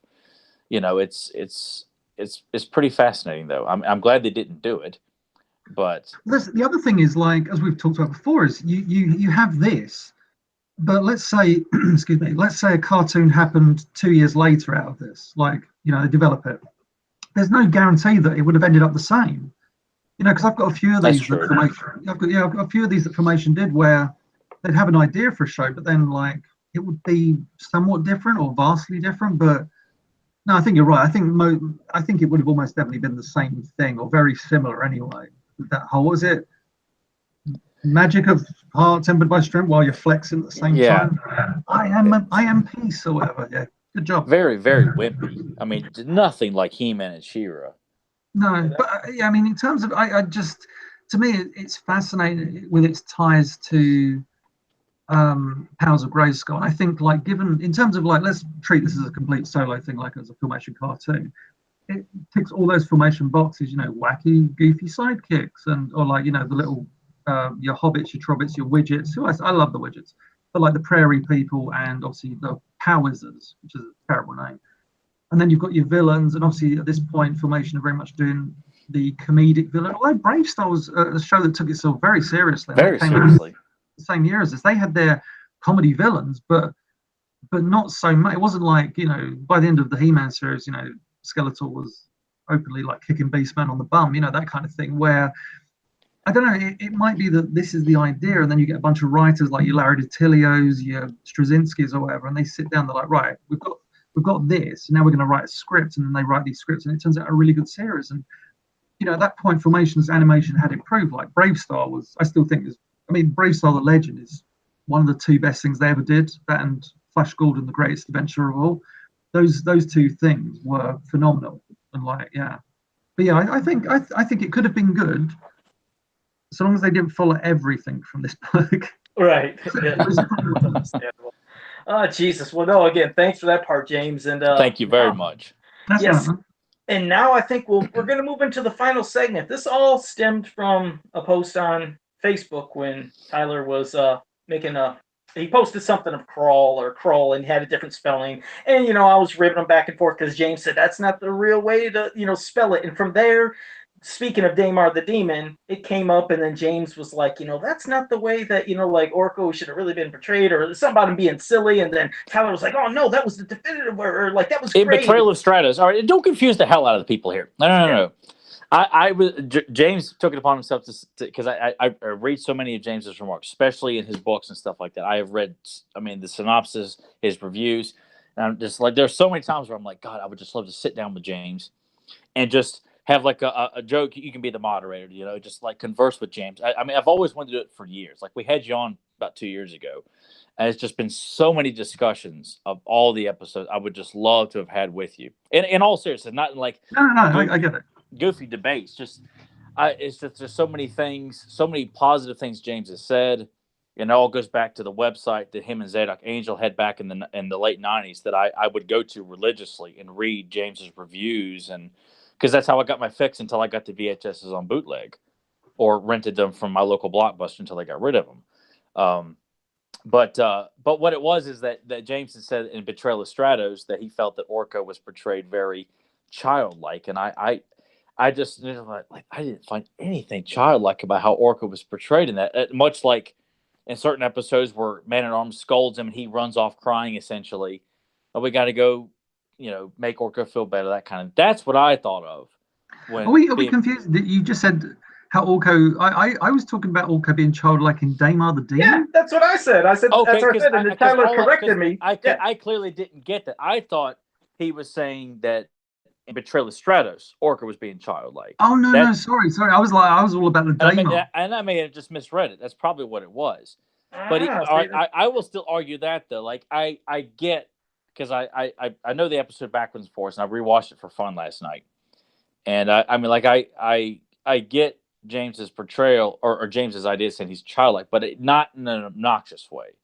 I just took it as it makes the character lovable and likable. That if he's not performing for the king and queen, he doesn't have a whole lot to do a lot of times.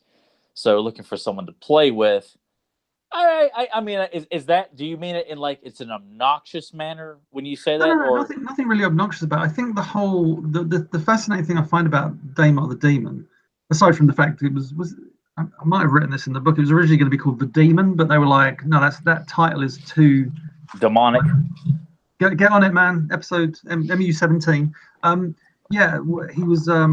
I think the original, because there was 2 episodes back to back. It was Daimar the Demon and Reign of the Monster. Yeah, it's right. Yeah, Reign of the Monster God was. Yeah, I'm looking at your little trivia section right here.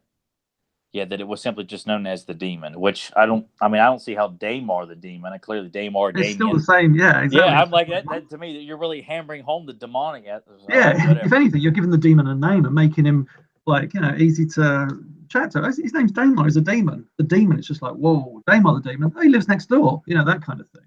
As if, like, it's nothing close to, like, Damien, like the son of the devil or something like exactly. That. But in terms of the way that episode is, like, one interesting thing about it is directed by Hal Sutherland, who was kind of like the production, I think either director or coordinator over the whole of the first season. But it's the one episode he directs. And the first thing that annoys you about the episode is, once I tell you this, it's really hard to get out of your mind. You'll watch it and you'll always hear it. Whenever Orko blinks, he adds a blinkle, like that sound effect. Yeah. But like in every other episode, he just blinks and nothing happens. In this one, it's just constant. So there's like that. There's a lot of like as a director, he's clearly going like, I want to add all these comedic sound effects to Orko. So it's like, yeah, I can still live with that. But yeah, from the opening scene where it's just like, I wish I had someone to play with. And you're like, okay, fair enough.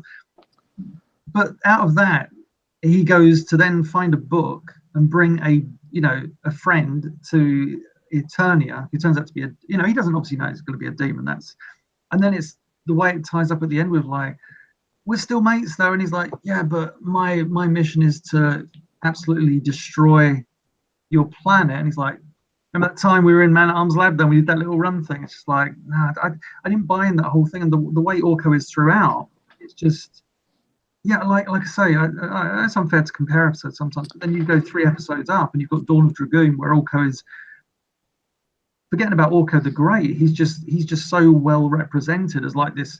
The way Orko always should have been written as like, not a teenager, but like almost like, I don't know, it's hard to describe. Like he knows right from wrong. He's not stupid. He's not very rash decisions. Yeah, because we'll definitely, like I said, we'll have to see when this happens. You guys will do the commentary, because I'll just like refresh just how it did start. We were talking about Daimar the Demon, and James Eatock said, I've said it before and I'll say it again. That episode features the worst portrayal of Orko. He's a child, and then you get an episode like Dawn of Dragoon that treats him like a proper adult. And then Tyler right after that said, James Eatock, he said, oh, no, James. He said, this episode nailed everything right. He said, Secret of Grayskull is a prime example of writing Orko like a poor, woe is me little child. And Dawn of Dragoon is Orko at absolute perfection. Then as you scroll down just a little bit later, Tyler said, I'll gladly debate Daimar the Demon. It's a kick-ass episode, James. And he said, it's a kick-ass episode. James just fails to see the glory in it. So that's what's led to this whole back and forth to see why it's good, why one thinks it's childish. So this is where I pass it to you, Tyler. You tell everybody what to do, how to click on the episode and listen as... Oh, yeah, how do you do this?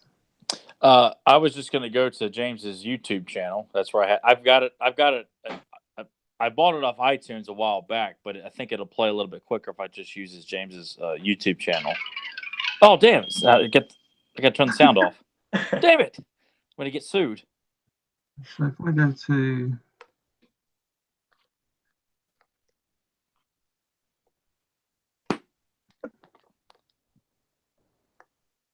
Are we all getting Daimar the Demon up? Yeah. Yes. And then once you get it set, Tyler lets everybody know how to do it. We usually, they can sometimes split screen if they still want to watch us. The official He-Man official. Yeah. Yeah.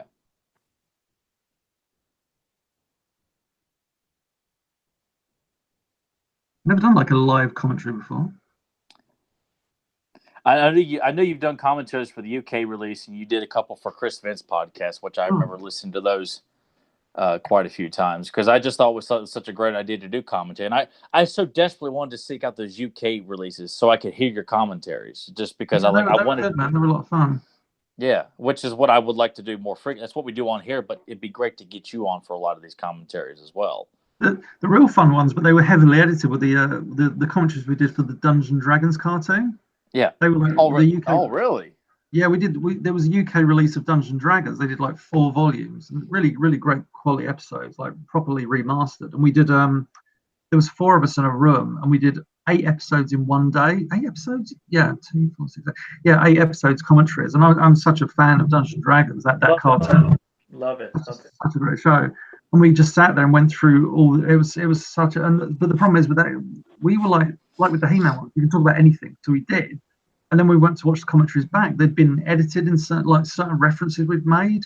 It's just like, oh, it's a shame. But on the whole, they really stand up. It was like 4 people in a room that were kind of high on life, not high on anything else. Just like, whoa, this is crazy. Look what we're doing. And the end result on those were a lot of fun. Well, we'll see how this one goes when Tyler has it all set and let you guys know what to do, because I'm going to basically just probably be watching both of you and listening. All right, I'm going to count down from 3. We'll just hit play together, and it should start with the formation logo heading to the bling. 3, 2, 1, play. Ding. There we go. Yeah, I've always wanted to do this, James. So thanks a lot for participating in this commentary, and I'm hoping this will just be the first of many we do with you. Yeah, it'd be fun, man. It's like I said, I've never done a live commentary before, so it's like, oh, it was the worst ones were the ones not the worst, but the ones I did for this official channel. I would sit there. I was like a one-person commentary team, so you'd have to talk non-stop, and then they were a nightmare to do because it's like I must talk about something every few seconds. Which I listened to all those were good. I mean, I listened to every single one of them. Yeah. Like it was like with everything with that official channel, it was just like a lot of hard work for very little reward. But it was fun to do the commentaries. All this, I missed all the like you doing a lot of the trivia videos and the behind the scenes stuff too. That was a real blast. So much fun to do.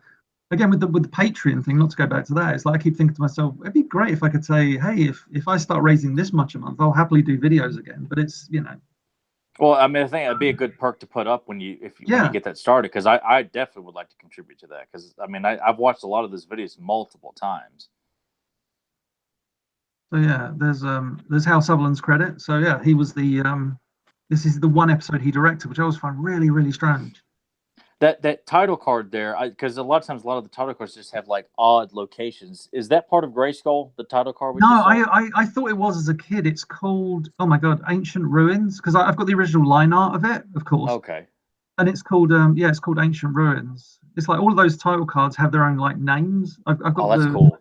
The one which is like the mysterious. It's called Mysterious Jungle. It's the one where it looks through, and you've got like the blackness either side. It kind of in the distance you can see like the Eternian. I think it's moon or something. Okay, gotcha. I actually sold this cell coming up of Man at Arms, King Randor, and Queen Marlena like the other week. That one. Really? I had that cell on eBay, and I was like, does anybody want it? Because I didn't have the background element, so it's just them with like giant areas cut out of them. Any meaning to those numbers on that screen that Man at Arms looked at? Was there any? I always love looking for stuff like that, but yeah, not in that one. I noticed the other day on a background I own from oh my goodness, a background from Orko's favorite uncle. Someone's written on the spine of a book, like one of the artists, and it says it's like a message, but it refers to Lou Scheimer. It's like Lou something, and I was like, oh, I wonder what this says. So I need to get a magnifying glass and figure out what it says. Now, and what about in terms of the character Daimar himself? Like we said before when we did our commentary for Problem with Power, I felt that was an episode that to do it justice needed 2 parts.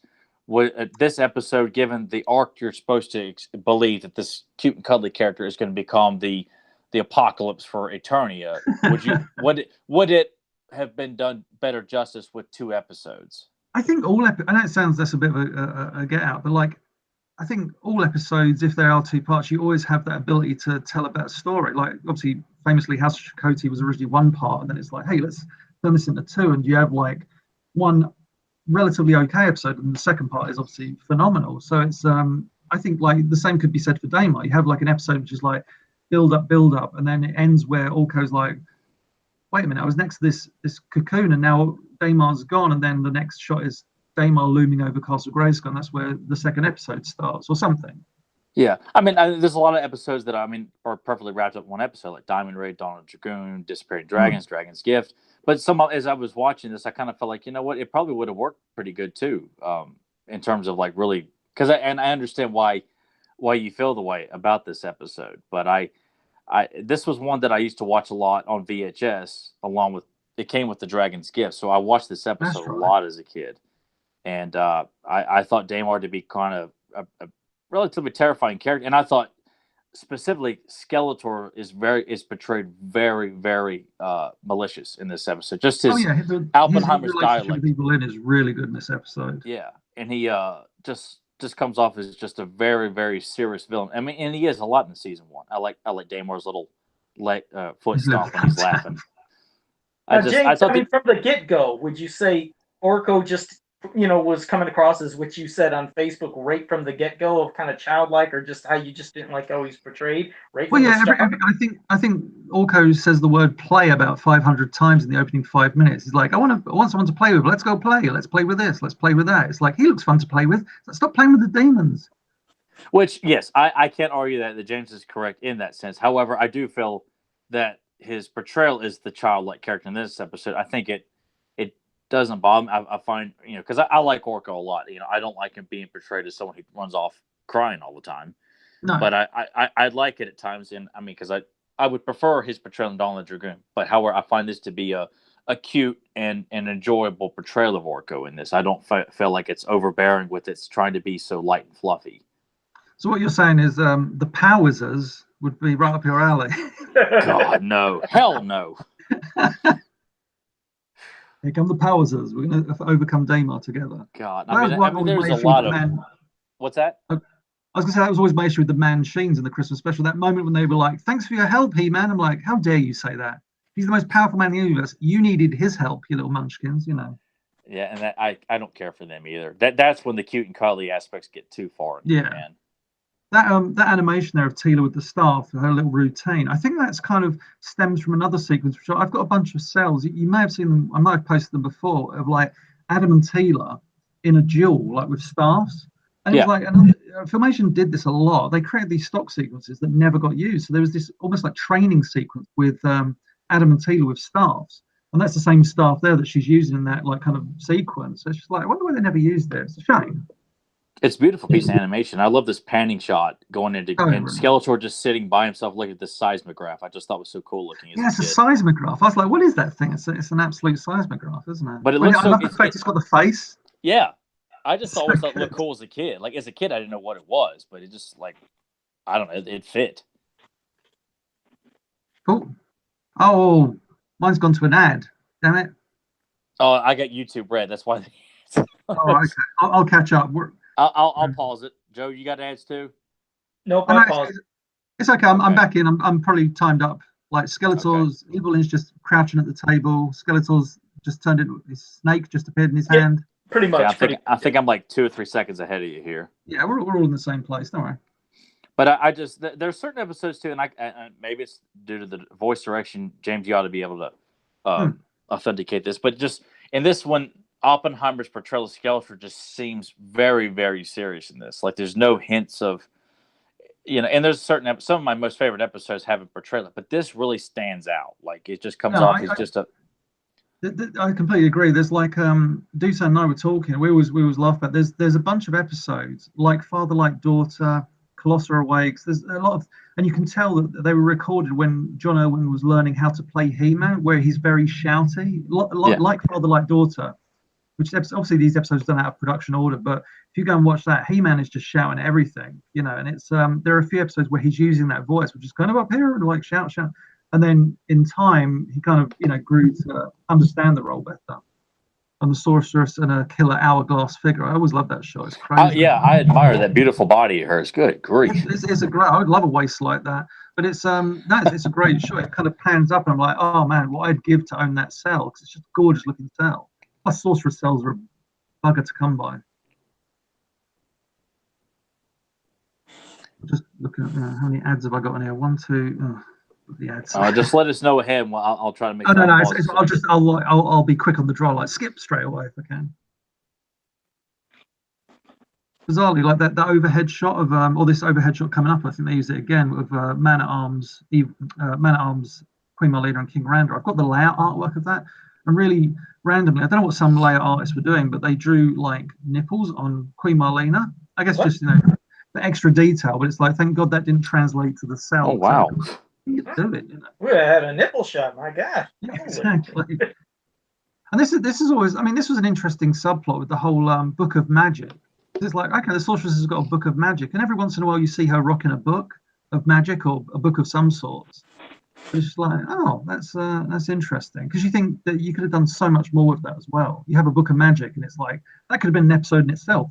I own that background, because it's missing the like on the right hand side there should be a bush there. Like have to go back. But there's on the right hand side, there's a giant area where there should be a bush, because that's the bush that Adam jumps behind in Diamond Ray of Disappearance. Okay, I know the exact background you're talking about. Yes. Yeah, so I own the background without the bush, which is really nice. But it's like, I kind of own it from this episode. So I do own something from Daimar the Demon for my sins. Yeah, like you could have had an episode all about the Sorcerer's Book of Magic. That could have been something. Oh, and it could have been, it's kind of like, and you had, because I thought about this on my own a while back, and then I saw that you had mentioned this. I'm not sure if it was on social media, a blog, or a video, but how there seems to be so many episodes where there's this item. Oh, I thought it was only a legend, like Book of Magic. It seems like there's it's this book of this. Like there's a lot of artifacts on this planet that just seem to be of great importance, but either are not found or just there seems to just be a whole bunch of them.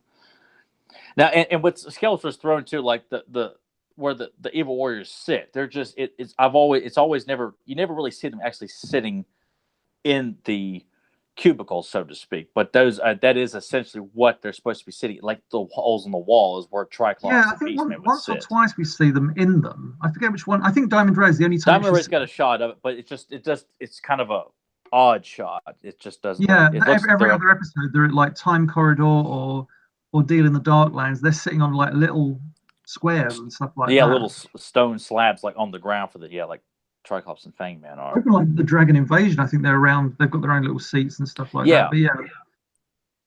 This is the only time like this subplot, the episode, like the whole evil end going after Skeletor. It's like there's your story that should have happened. That should have been the main story. I liked it because even though it's short lived, it just shows you just like how Skeletor has no tolerance and just how dismissive he is of any attempt, and that just amplifies the Lord of Destruction aspect. Yeah, absolutely. It's just like I ain't got time for your silliness. I'm just going to get on with conquering the planet in my own usual way. Yeah, followed by his evil laugh, of course. Yeah, I mean he's got a very it's like the laugh is almost the same in every episode. But I got to say, I was always fascinated by that giant machine in the pan of like Man at Arms lab. There's that giant machine in the background, like big. It's on wheels. It's green. Yes. You're like, what was that thing? It's huge. It's like some sort of battle tank or something. And then in this shot of the palace, it's like I think Man at Arms says like Eternos is in ruins or whatever. And it's like, no, that's the background from Colossal Awakes. If you panned all the way right, you get the chair, don't you? I don't think that. And plus, isn't it a shot from House of Shikoti Part 1 where they were? Oh yeah, Aradan. Yeah. It's just like we need a background, but it's a bit wrecked. It's like, let's use Colossal thing. Yeah, I got that from you though. The House of Shikoti reference. I got that from. I forgot where I got it from. I think it may have been from your first book. I think. Yeah, I used to. This is the only thing that bothered me about the episode as well. It's like they're doing this journey across Eternia, and it's like all these kind of little incidents keep happening. It's like, oh no, a plant got big, and it's like, oh no, here comes a giant monster, and it's like, oh, it's a tiny monster. I just feel like I understand they're trying to tell the journey of the tale, but it's like I think you could have done something so much better. Like, hell, just have them get to Castle Grayskull quicker or slow or later, if you know what I mean, as opposed to.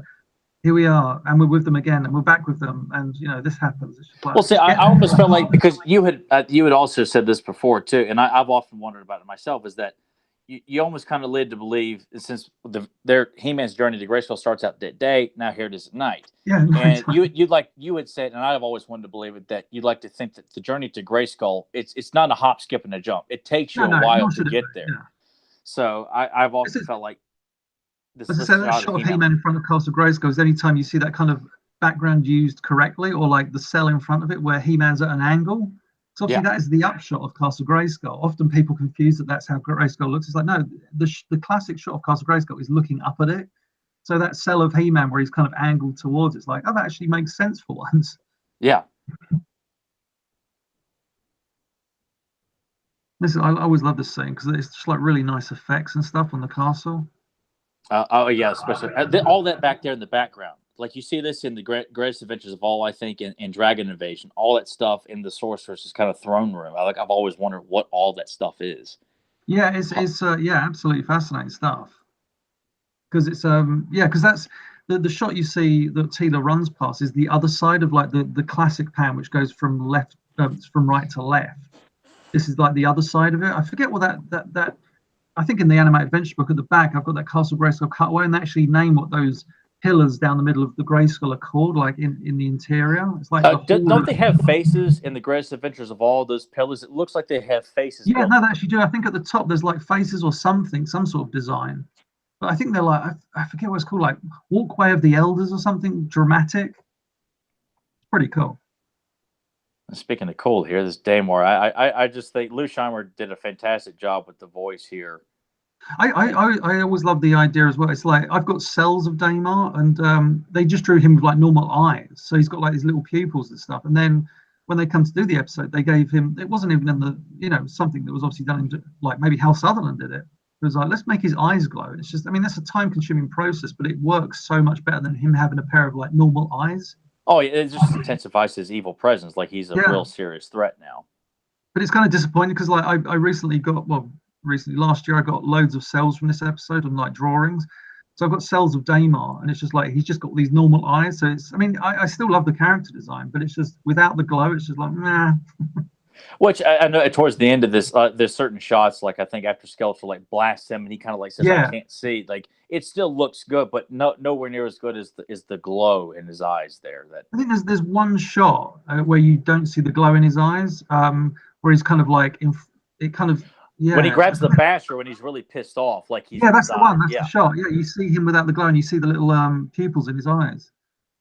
But I mean, like this is He-Man in its first season. I mean, like I say, this episode could be, I feel, a lot better. But it's in terms of when you think about it, it's like you got He-Man and Skeletor kind of fighting over a demon. So like He-Man to stop him, Skeletor to control him, and it's just like that's pretty crazy.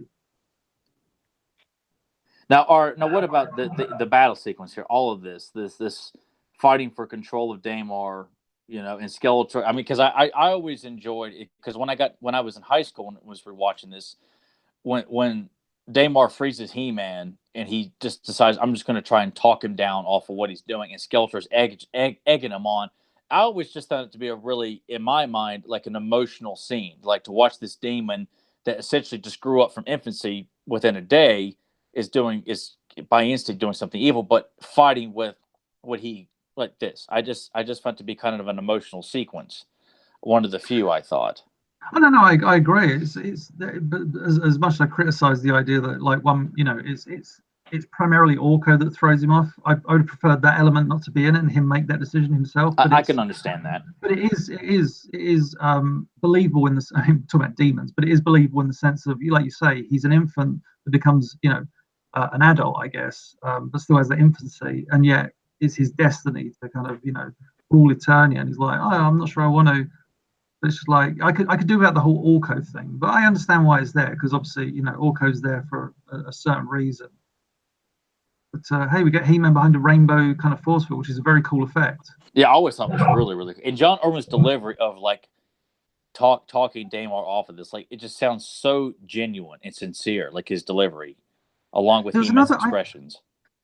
I'm sure Hal Sutherland, he didn't direct, but he storyboarded an episode of She-Ra called Unexpected Ally. And if you watch Unexpected Ally, there's like these really nice moments of special effects or direction, which like were blatantly him, where whenever She-Ra transforms her sword, she points it at the screen. I don't know if you remember that. On like 2 occasions, she points the sword at the screen and transforms it to another shield, I think.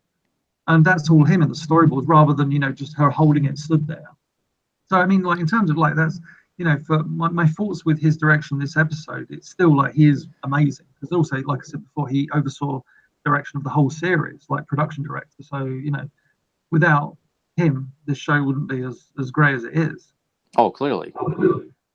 And I think he's one of those guys that, and I always tend to give the writers a lot more credit than anything else. But I also have to remember a lot of things that you've mentioned about behind the scenes, is that these stories change drastically from script to screen, from storyboards to here's this awesome shot. This I thought was creepy as a kid. That, oh man, it's vicious.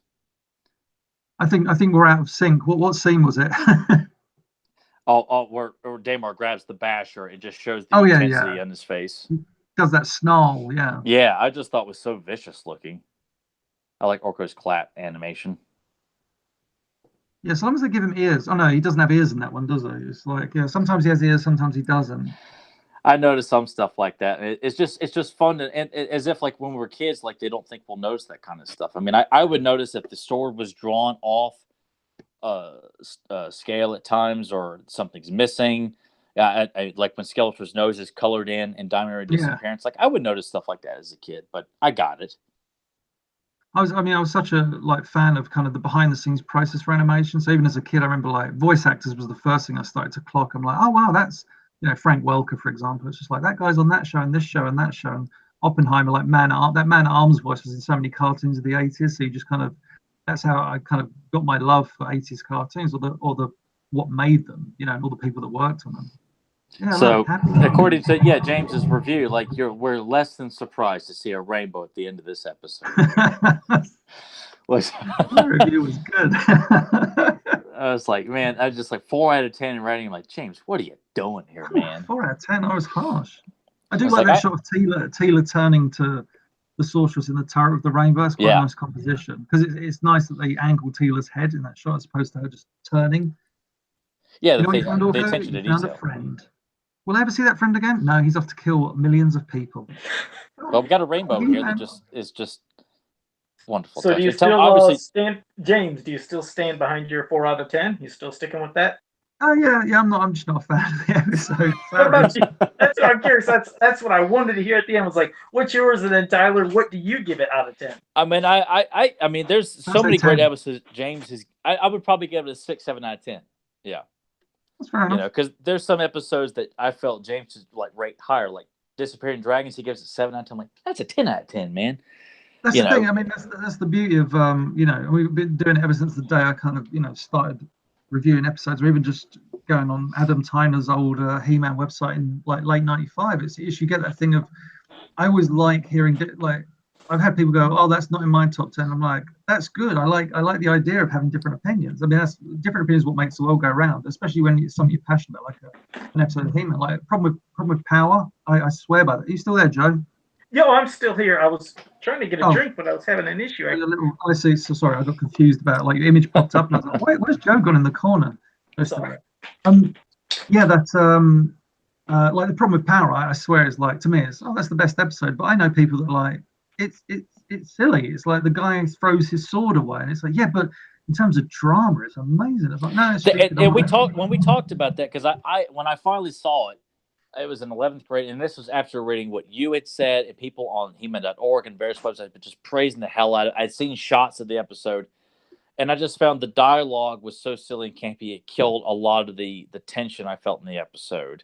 Like, Skeletor is just portrayed as a very silly, and I think that's a product of the season 2 issues, where a lot of the villainy is downplayed a lot.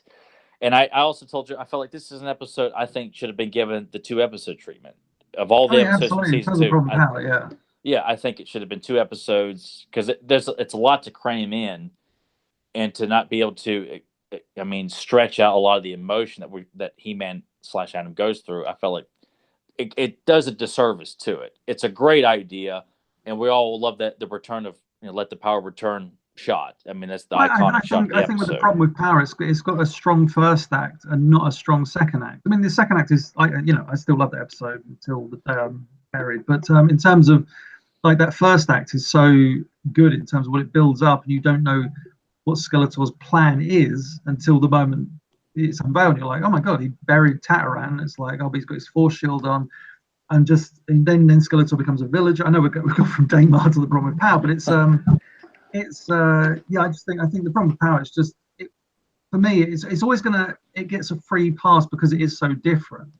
It's kind of like The Price of Freedom. Like, that's my favorite She-Ra episode, and I can understand people that don't like it. For me, it's like, yeah, but the villains win, and then they just leave, and then there's the whole part of the episode that doesn't make any sense, where it's like, we need to get out of this mountain. Oh look, we're in the Whispering Woods. It's like, wait a minute, if it was that easy to get to Whispering Woods, why didn't you just go there in the first place? So I can understand, but I think certain episodes, because of their dramatic storytelling, or if they're doing something different, you kind of have to take value. Like I say, with Daimar the Demon, if there was no demon in this episode, I'd be like, oh, what is this? I mean, I can't even imagine what episode would be like. But Orko stealing the Book of Magic and just wreaking havoc and not even being aware of what he's doing or something. That thing of I think certain episodes, if they took that risk or tried something new or different, you're like, oh, I mean, like House of Shikoti Part 2 is one of my favorite episodes. I think it falls into a lot of people's top 10 lists. And they're like, oh, House of Shikoti Part 2. It is just an action adventure episode, but it's just done so well and it's so atmospheric and there's so much about it in terms of dialogue and everything. House of Shikoti Part 2 is quite simple. You've got Ram Man saying shapoopy, all that stuff. But in terms of its presentation and the story it tells, you're just like, oh my goodness, this is a great episode. But yeah, it's different strokes for different folks in that business, and yeah.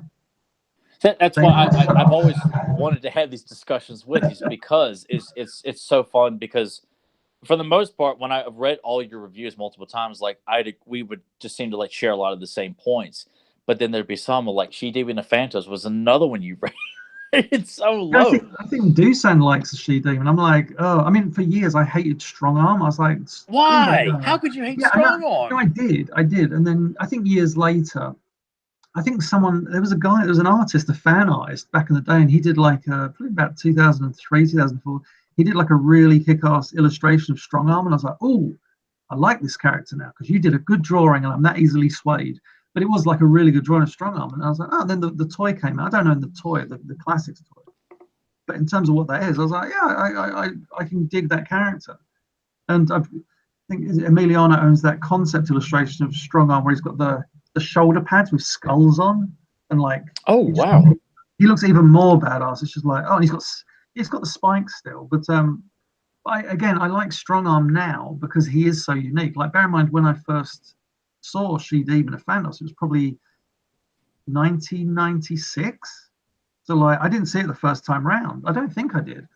So I saw it much later, and I was like, who's this chump? You know, he's like, oh, here, man. He's got his funny John Owen voice. I'm like, I don't understand this at all. His jaw does that when he talks. It's just like, but yeah, like I said, I grew to like him because it's just like, oh, he is a one-shot villain, kind of like Fang Man. It's these one-shot guys. So you're like, oh, I like this guy because he's there and then he's gone. Well, with you saying that, what has always made me wonder, because there's some episodes that I thought were okay, or some that I dismissed as a kid, like Disappearing Act, Orca's Missing Magic. I thought were okay, or like, as an adult, I appreciate the hell out of them.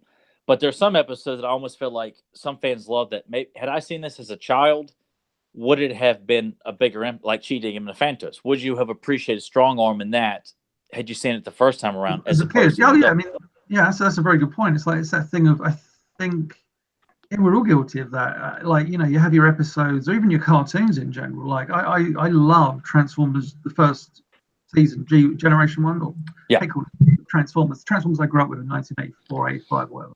Love those first 13 episodes, swear by them. Everything else pales in comparison. But I know lots of Transformer fans that are like, those episodes are awful and they suck. And I'm like, oh, but I think there's an element of me where it's like, I grew up with them, so you have that nostalgia attachment. And I think that's the same with, like, if I'd seen Strong Arm as a kid, I might be like, oh, this character's the best character ever. I'm sure Joe is the same with, like, I'm guessing you saw the Meaty Orbs when you were a kid. Oh, that's what I mean. Everything. I mean, everything of Masters I experienced when I was a kid, from the cartoon to the toys. And it's funny you bring that up because, yes, I mean, when I'd go into the store, anytime you've seen something, when you're hyped up and you're into Masters and you're still collecting it, when you see the logo, you're losing your mind. You're like, oh my God. And I seen these 10 things, didn't have a clue what the hell they were, but I was like, that says Masters of the Universe. Bought them, took them home. I transformed. Was like, these are so damn cool. And the same thing for the Eternia playset. I mean, when that was being announced and was shown, and when I knew, that was coming, I made sure. Well, I got that for Christmas. It was the best Christmas gift ever. But it's funny you talk about that. I just seen that today in a group, believe it or not. The Eternia playset came up, and somebody says, "Did you like the Eternia playset? Or what do you think of the Eternia playset? Did you like it, or did you feel like it was a ripoff of the Cat's Lair?" And you would have been surprised at the amount of people said, "Oh, I hate the Eternia playset. Oh, it looks stupid. Oh, I never wanted it." Or, "When I first seen it, I thought it was garbage." And these were almost everybody that said it were people that did not grow up still collecting. They said they either just moved on from Masters or years later seen the Eternia playset, and they said, "I just don't get it. It doesn't look like it fits in." I was like, Well, just trust me. If you would have grown up and you're collecting just like with everything else, you're making your own, adventures, your own stories, and a lot of things. Yes, we're not in the cartoon because some people were used to the cartoon. They figured if I'm not seeing in the cartoon, I really don't understand these characters. Like, what the hell's a ninja and a mosquito, and what are these? What is the Attorney of Oh Playset? man, I just had a memory of like my God, how old have I been? 87. My 10th or 11th birthday of when Mosquito came out, or I remember buying him on my birthday and just thinking, like, because I was, whenever I saw those new toys in the toy store, I'd go straight for them and just be like, oh yeah, I didn't come from a wealthy family. My parents always like made sure that, oh, I really want that figure like once a week or whatever. Mhm. And it's like, oh, yeah, pocket money or whatever. I remember getting like Mosquito and just thinking that was like such an amazing character, especially the mini comic, Oh, definitely. Yeah, and I'm going on to another tangent here, No, but but just like, you're right. You're right. It's like yeah. the excitement. You're right. You had an excitement. Anytime you've seen something new, it just got you so damn giddy. But I can understand, like you said, if you don't have that kind of, like personal connection or maybe a childhood memory to certain things and you've moved on past stuff, sometimes things will look off to you, especially if, like I said, you didn't see it maybe in the cartoon or you were just done. But it sucks because such great characters like Ninja and Scareglow and like you said, Mosquito and Dragstore and a lot of the others, they're not favorites in some people's books because there's not really a connection, which I mean I can understand it, but no, me, yeah, I collected it all when it was out. I watched everything of the cartoon when it was out, so I just ate up everything Masters. And now Yeah. of course, when it comes to Filmation, I watched it on TV, and if there might have been a rerun here and there and I wasn't in a mood, I wasn't watching it. So I was experiencing it all as it was happening live, where that's why I always love hearing Tyler's story. He says like he rented the living hell out of these, That's right, yeah. cartoons and would watch them over and over. And then it turned into this, obviously him and his eidetic memory of just knowing everything on Filmation. This tape here with Dragon's Gift, Daimar the Demon. I rented the hell out of this tape. Amongst all the others I got down here too. I mean, it's and I say this probably if I had gone down the road that you guys did or had where I'm a bit younger than you guys and all the stuff is winding down, it just left me hungry to seek all this stuff out, which is why I spent so much time going to James's website and going on eBay and searching flea markets, just trying to find anything I could because I didn't get to experience a lot of it, the way you guys did. Like I was so desperate to see what Too Bad was like in the cartoon. When I finally did, I just wanted to cry, but I knew he was in it, and it was all like I couldn't wait to see what Too Bad was like, and that's what's cool about it, of Tyler's weigh-in. And that's what I mean. See, since I watched all the cartoons, basically, I've seen all the episodes, blah, blah, blah, blah, blah. And, like, why did I need to, sometimes research a lot? Now, Tyler, like you said, he got that taste not only from renting, but then when he started getting onto the internet when it was first coming around and doing all that research, I mean, he's absorbing it all. And for me, I got onto the internet very late. So I was like, well, hell, I remember all the He-Man episodes, but then somebody like Tyler comes along and he's the one who wrote it, directed it. This character appeared in 3 episodes, 4 episodes, 2, and I'm like, what the fuck? I mean, it's like, how do you know this shit? I just didn't get it. I was like, how do you do this? But that's what's great, and that's why when this came to this whole Filmation part of him talking with you, that's why I wanted to be silent, because I know Tyler has always said, as you just heard, he's always wanted to talk to you about this stuff. So you being, the keeper of all the basic Filmation secrets and all the knowledge and stuff that he's read, I was like, yeah, I want Tyler to experience that with you and just do some talking, because he has more of that desire and passion on that, especially from researching things that you showed. You say that, Joe, but I know for a fact, because you showed it, I think a few months back, you own a beta Digimaster of The Greatest Show on Eternia. Oh yeah, I do. You're right. That's dedication right there. Well, yeah, I guess. Yeah. Well, okay, you got me a little bit there. No, I remember that. I think you might have bought it off the same eBay. Was it eBay? Yes, it was. It was that same person that was selling all of them, and some of those big, gigantic ass reels itself. I mean, the reels that were in the cases. You've seen those too. Yeah, I managed to get a bunch of the masters as well. But this is the pretty, hopefully, fingers crossed, awesome things. Obviously, I can't just put them in and watch them. But I got at some point, again, this might tie into the whole Patreon thing, because it's going to cost money to transfer these digitally. But it's like if I could do them lossless, so there's no artifacting or digital breakup, I could have some really great transfers of which episodes did I go? I've got The Problem with Power, I've got The Arena, Teela's Triumph, But here's the two. There's the two amazing ones: The Greatest Adventures of All, Yeah. and Skeletor's Revenge. Hell yes. Oh, cool. Okay. Okay. I was just like, oh my goodness, he's selling Skeletor's Revenge, because it was just called the 1984 special, and the other one was the 1983 special. So I was like, man, if I get those transferred, especially Skeletor's Revenge, that'll be like a really, hopefully, fingers crossed again, because I can't look at this stuff because they're on giant tapes. Hopefully, it'll be a really pristine copy. But like, if I can do that and distribute that and be like, hey, look, everybody, we've got Skeletor's Revenge, and like, you know, better than that VHS release. So yeah, fingers crossed. That'd be cool as hell if it can happen. Yeah. Yeah, hopefully.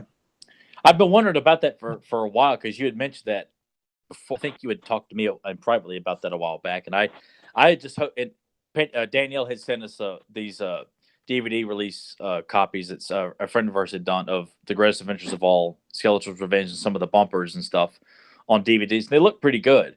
So it was good to be able to watch the Skeletor's Revenge. But I told people on the podcast plenty of times, like, James has said he's going to upload this footage, and I would just talk about it, because I told Joe had never seen it before. And so after we got these releases, do something also. I think because like what happened originally, it was going to be uploaded to the official channel, because obviously we uploaded all the bumpers for the Greatest Adventure of All, and I planned it. And I think Doosan had encoded it, and it was all there. And then because the channel closed down or just didn't want us anymore, it's like, well, what am I going to do with this stuff? And I didn't really know where to upload it. And Doosan would always say to me, when are you going to upload it? And I'm like, oh, but soon or whatever. And it wasn't a case of me trying to hoard it or be like, I'm going to hold it. It's just like, when I distribute something, like, you know, and a legend, I want it to be where a bunch of people can see it and be like, oh, very cool. You know, you want not an audience. It sounds very egotistical, but like you want people to see it and share it, you know, rather than, and you want it to be on a good platform, I guess is what I'm saying. So yeah, it's I held off posting it, and then eventually, I think a couple months ago, everybody got that link to that On the Run video. Yes. And I was so happy, because like I know the two people that the brother and sister that created that company. They turn up at PowerCon and they sell animation cells. Are really, really lovely people, and yeah, really, really good. And you'd also mentioned this too, because this touches on something I've always wondered, which you've mentioned twice, that your YouTube channel's been shut down. Like, are you? Well, the official channel. The He-Man, the official YouTube He-Man channel. It was a case of like, yeah, we were working on it. Like, and Doosan, bless him, you know, was doing all those music videos, like the music, like extracting music and all the audio. It was, I mean, it turned out good in the end, because we could use all that in the Return of Faker, so none of it was wasted, and we obviously got to upload a bunch of it to the channel. But unfortunately, it's like a case of DreamWorks or classic media were going through a change when they became DreamWorks Classic, then DreamWorks, then it went to Universal. It's really, I still don't know like where it all ends up. And the guy I was working for, and even that, it was such a small little outfit, which sounds crazy because it was Classic Media, owners of He-Man, but nobody knew what they had or what to do with the property. Like, because I wanted to do the same. They said, oh, yeah, I'm trying to remember all the sequence of events, but basically, it got to the point where I stopped working on the channel, and then when I went back to them, I was like, do you still want me to do this? And it wasn't like, I really want to work on this channel. I was like, do you still want me to do this? And they were like, no, we're not sure what we're doing anymore with it. And then when they said to me, do you fancy working on the She-Ra channel? And I was like, oh, yeah, absolutely. They said, we wouldn't pay you any extra though. And I was like, what? I was like, no. I was like, I'm good, thanks. Like, I'm not going to do twice the work for the same amount of money. That's crazy. So I just said, like, I'm good, thanks. And I mean, they did see me write, like, Classic Media, the guy who I worked for, who was like a freelancer, went to the random warehouse in England that has a bunch of filmation stuff and just basically raided those boxes. And he was basically like, take this as payment. So I was like, okay. And then we went back there last year and did the same thing. And there's very little in that now. But yeah, it was a really, really nice company to work for. At times it was like Doosan and I were just doing it completely solo. Like, what do we do now? Like, we'll upload a video. There was nobody helping from their end. It was definitely us providing all the content, but nobody going.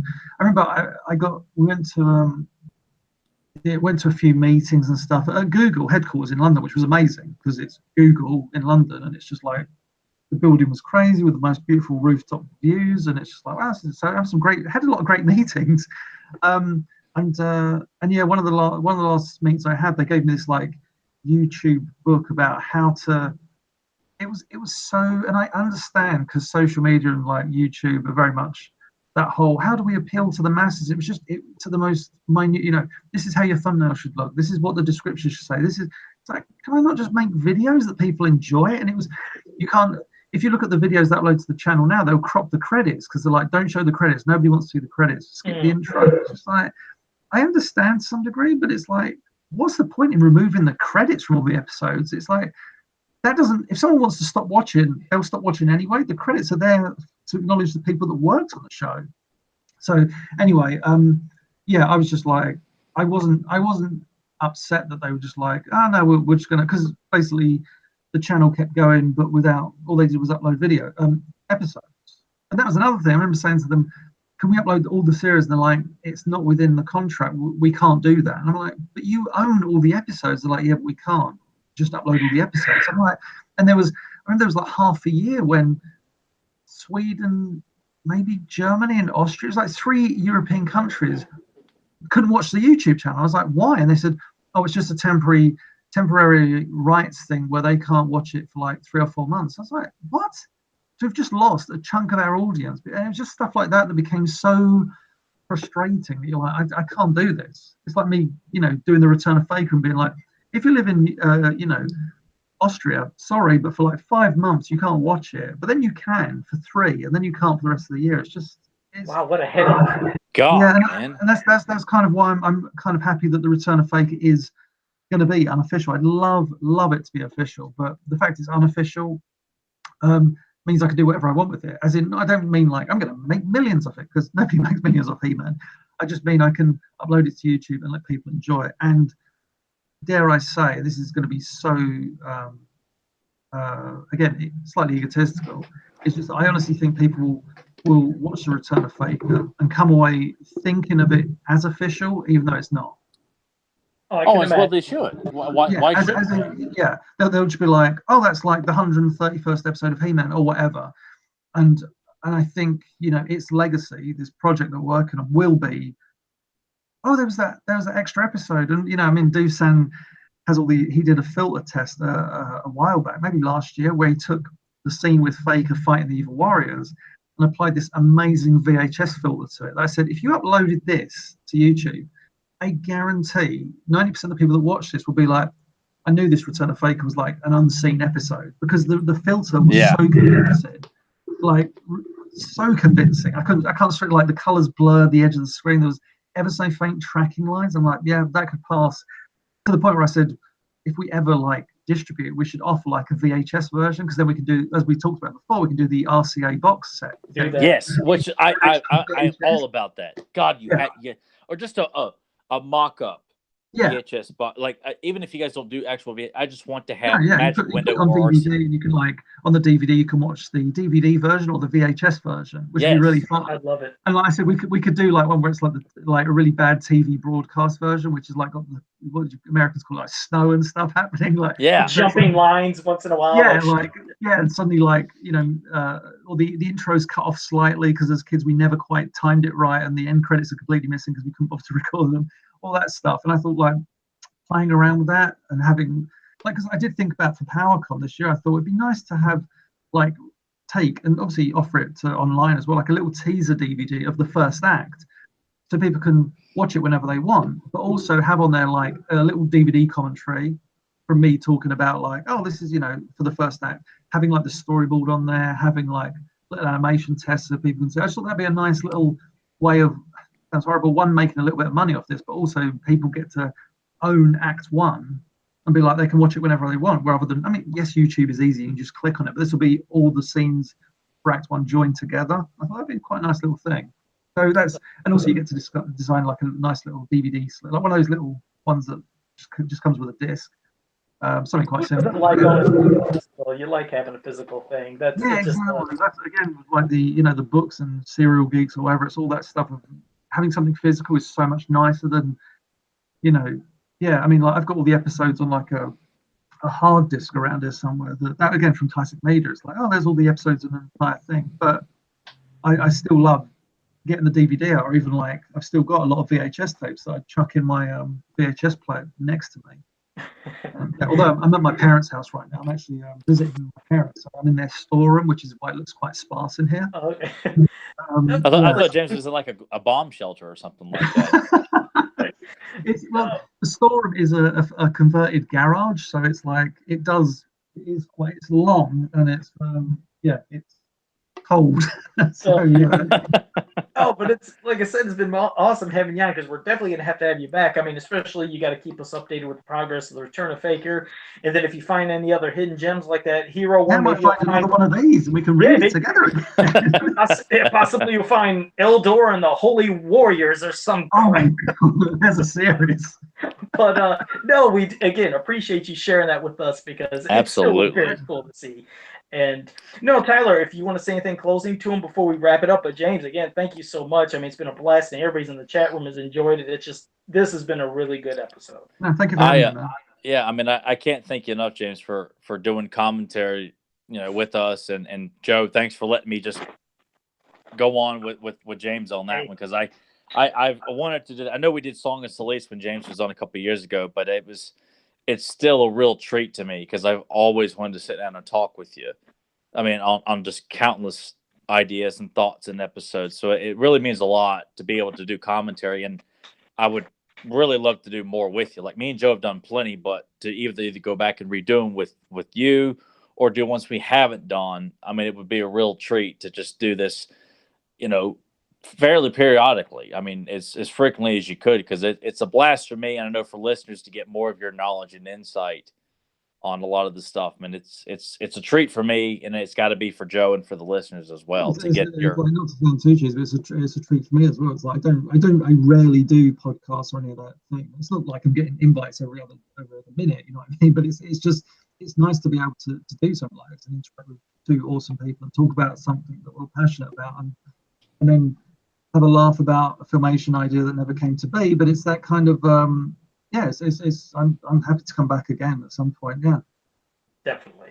Awesome. All right. Okay, well, Tyler, I mean, you pretty much wrapped it up. And again, thank you for joining us, James. We can't wait to have you back on again. We can't wait to see what else you're going to post on Instagram and Facebook and stuff we can share, like we always love and sharing, so everybody can experience and see what you've got. So, all right, guys, well, it was fun. And until next time, have a powerful day. Later.